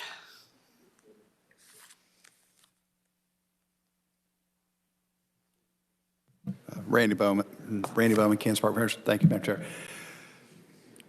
Yeah, since bonuses is what I hear is your consensus, I think that is accurate language. And we'll really hope you'll work with us on the wages so it's permanent when we get into session. Yeah. Okay, so we're clear on that. So are you ready to read to us the recommendations? Yes, ma'am. Yeah, we'll do it. Item number 1 was the committee encourages the Senate Judiciary Committee to hear and take action on House Bill 2030 related to terminal medical release. And the request to cite the vote on this bill when it was discussed on the House floor. And so we'll need to, that's not readily available. We'll include But that. you'll find the date that it was passed. Yeah. Okay. And then again, so the committee recommends community corrections and the KDOC secretary to immediately develop a bonus plan, including new hire incentive and retention bonuses to be paid with Spark money, and then come to the legislature with a system-wide pay package for the future. Next item was the committee recommends that the legislature consider eliminating fines and fees for justice-involved youth and to make fines and what? Yeah, and to make fines and fees set by each county. I feel like that. I'm not sure what the That was the expungement fees. Okay. Or including expungement fees.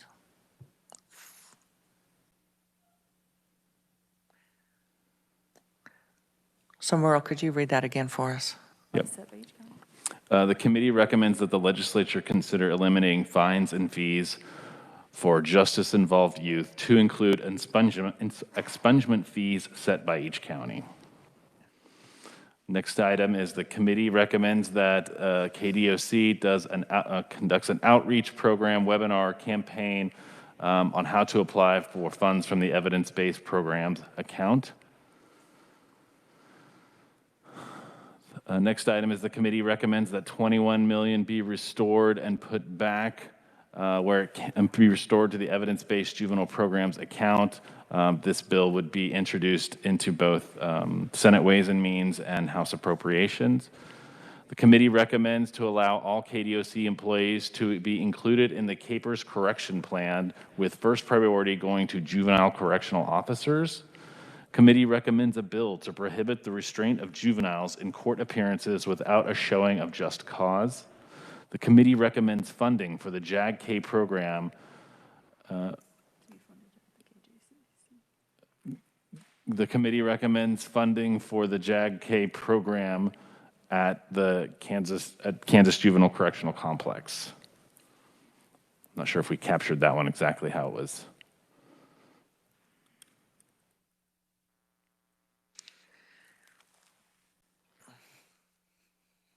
Okay.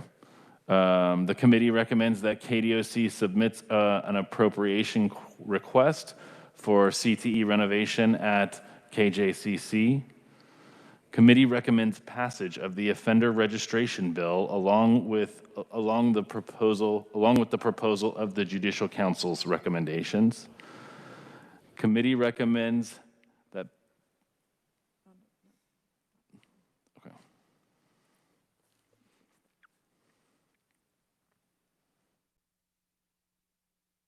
the committee recommends that the legislature adopt the Kansas Sentencing Commission's recommendations, which includes the 8 bills listed in here.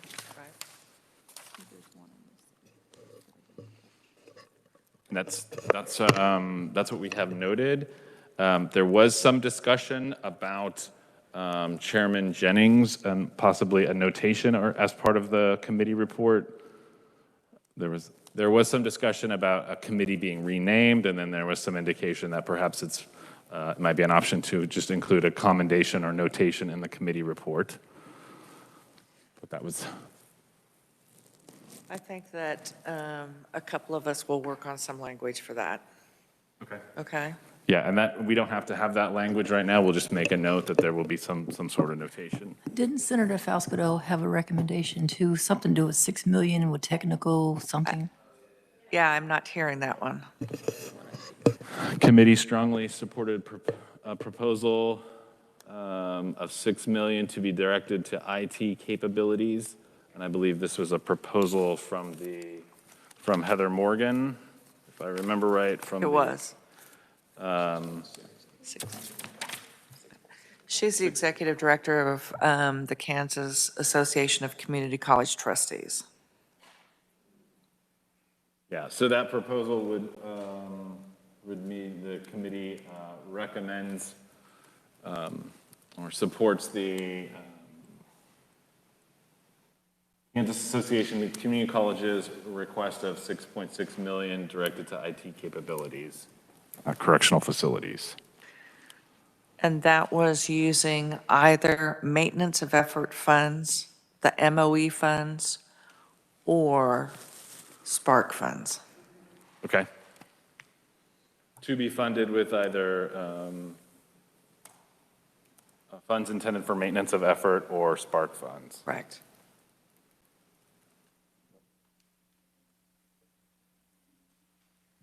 Representative Heiberger. It was Spark funds if not needed for maintenance of effort. I mean, my understanding was, it was, never mind. But It could come from either one, or it could be a combination.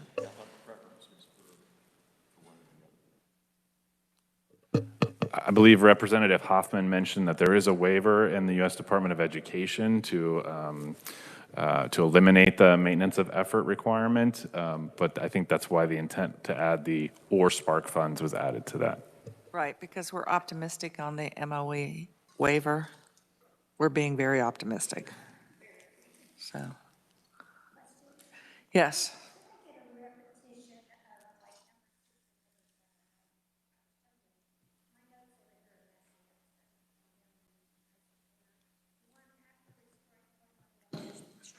Mhm.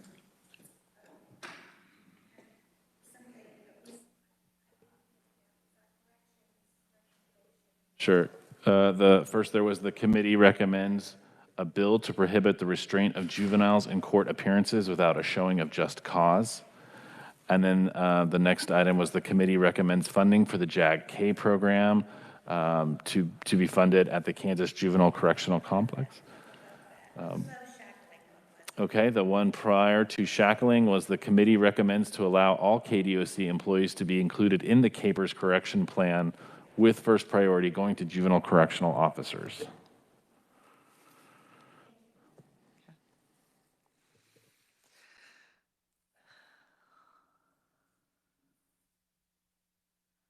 Any questions of the list?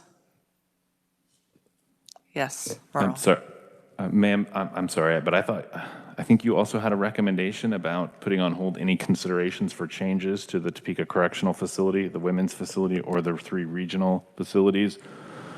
That be postponed until we have the report from, I believe it's Clark and Clark Emerson. Emerson, yes. And that, by proviso from Senate Bill 159, that report is due July 2022. So we will add that as a if that's what, we'll add that as a recommendation. Correct. And the reason I say that is because sometimes things kind of get jumped into the legislative process, the budget process, and let's just wait until we actually have that back. Yeah. I would simply ask that when we put these in order for the report, that at the top we have the 2 items that have to do with Spark money, that those be first and second, with the first one being what we are asking of the Secretary of Corrections to do, and that numbers 3 and 4 be those bills, the 2 bills that we are requesting be introduced, because those will require LCC action. Do they get proposed legislation? I'm sorry.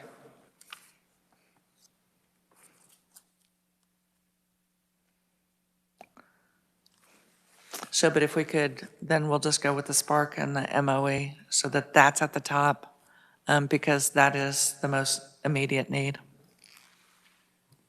That makes sense.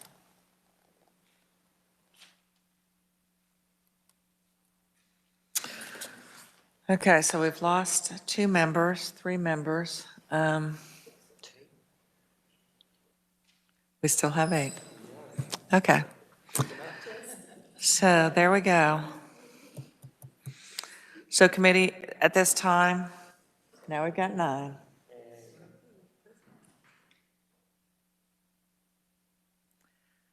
Any other comments as far as what we need? Any additions, subtractions? We're comfortable with what we have? Okay.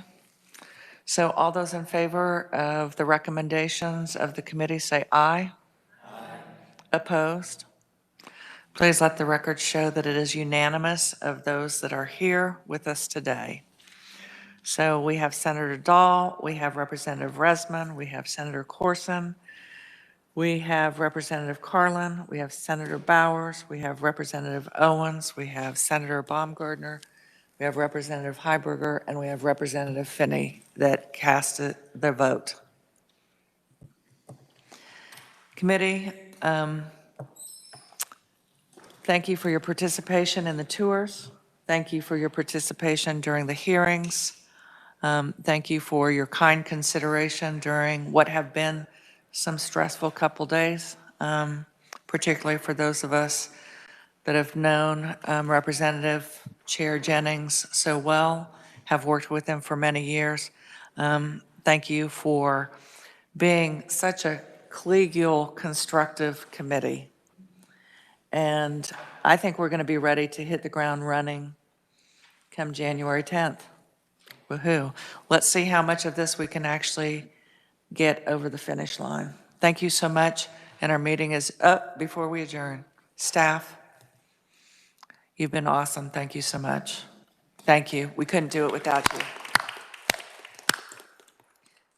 And thank you particularly, Merle and Meredith, for that editing on the fly. It was fantastic. Thank you so much. Have safe travels home.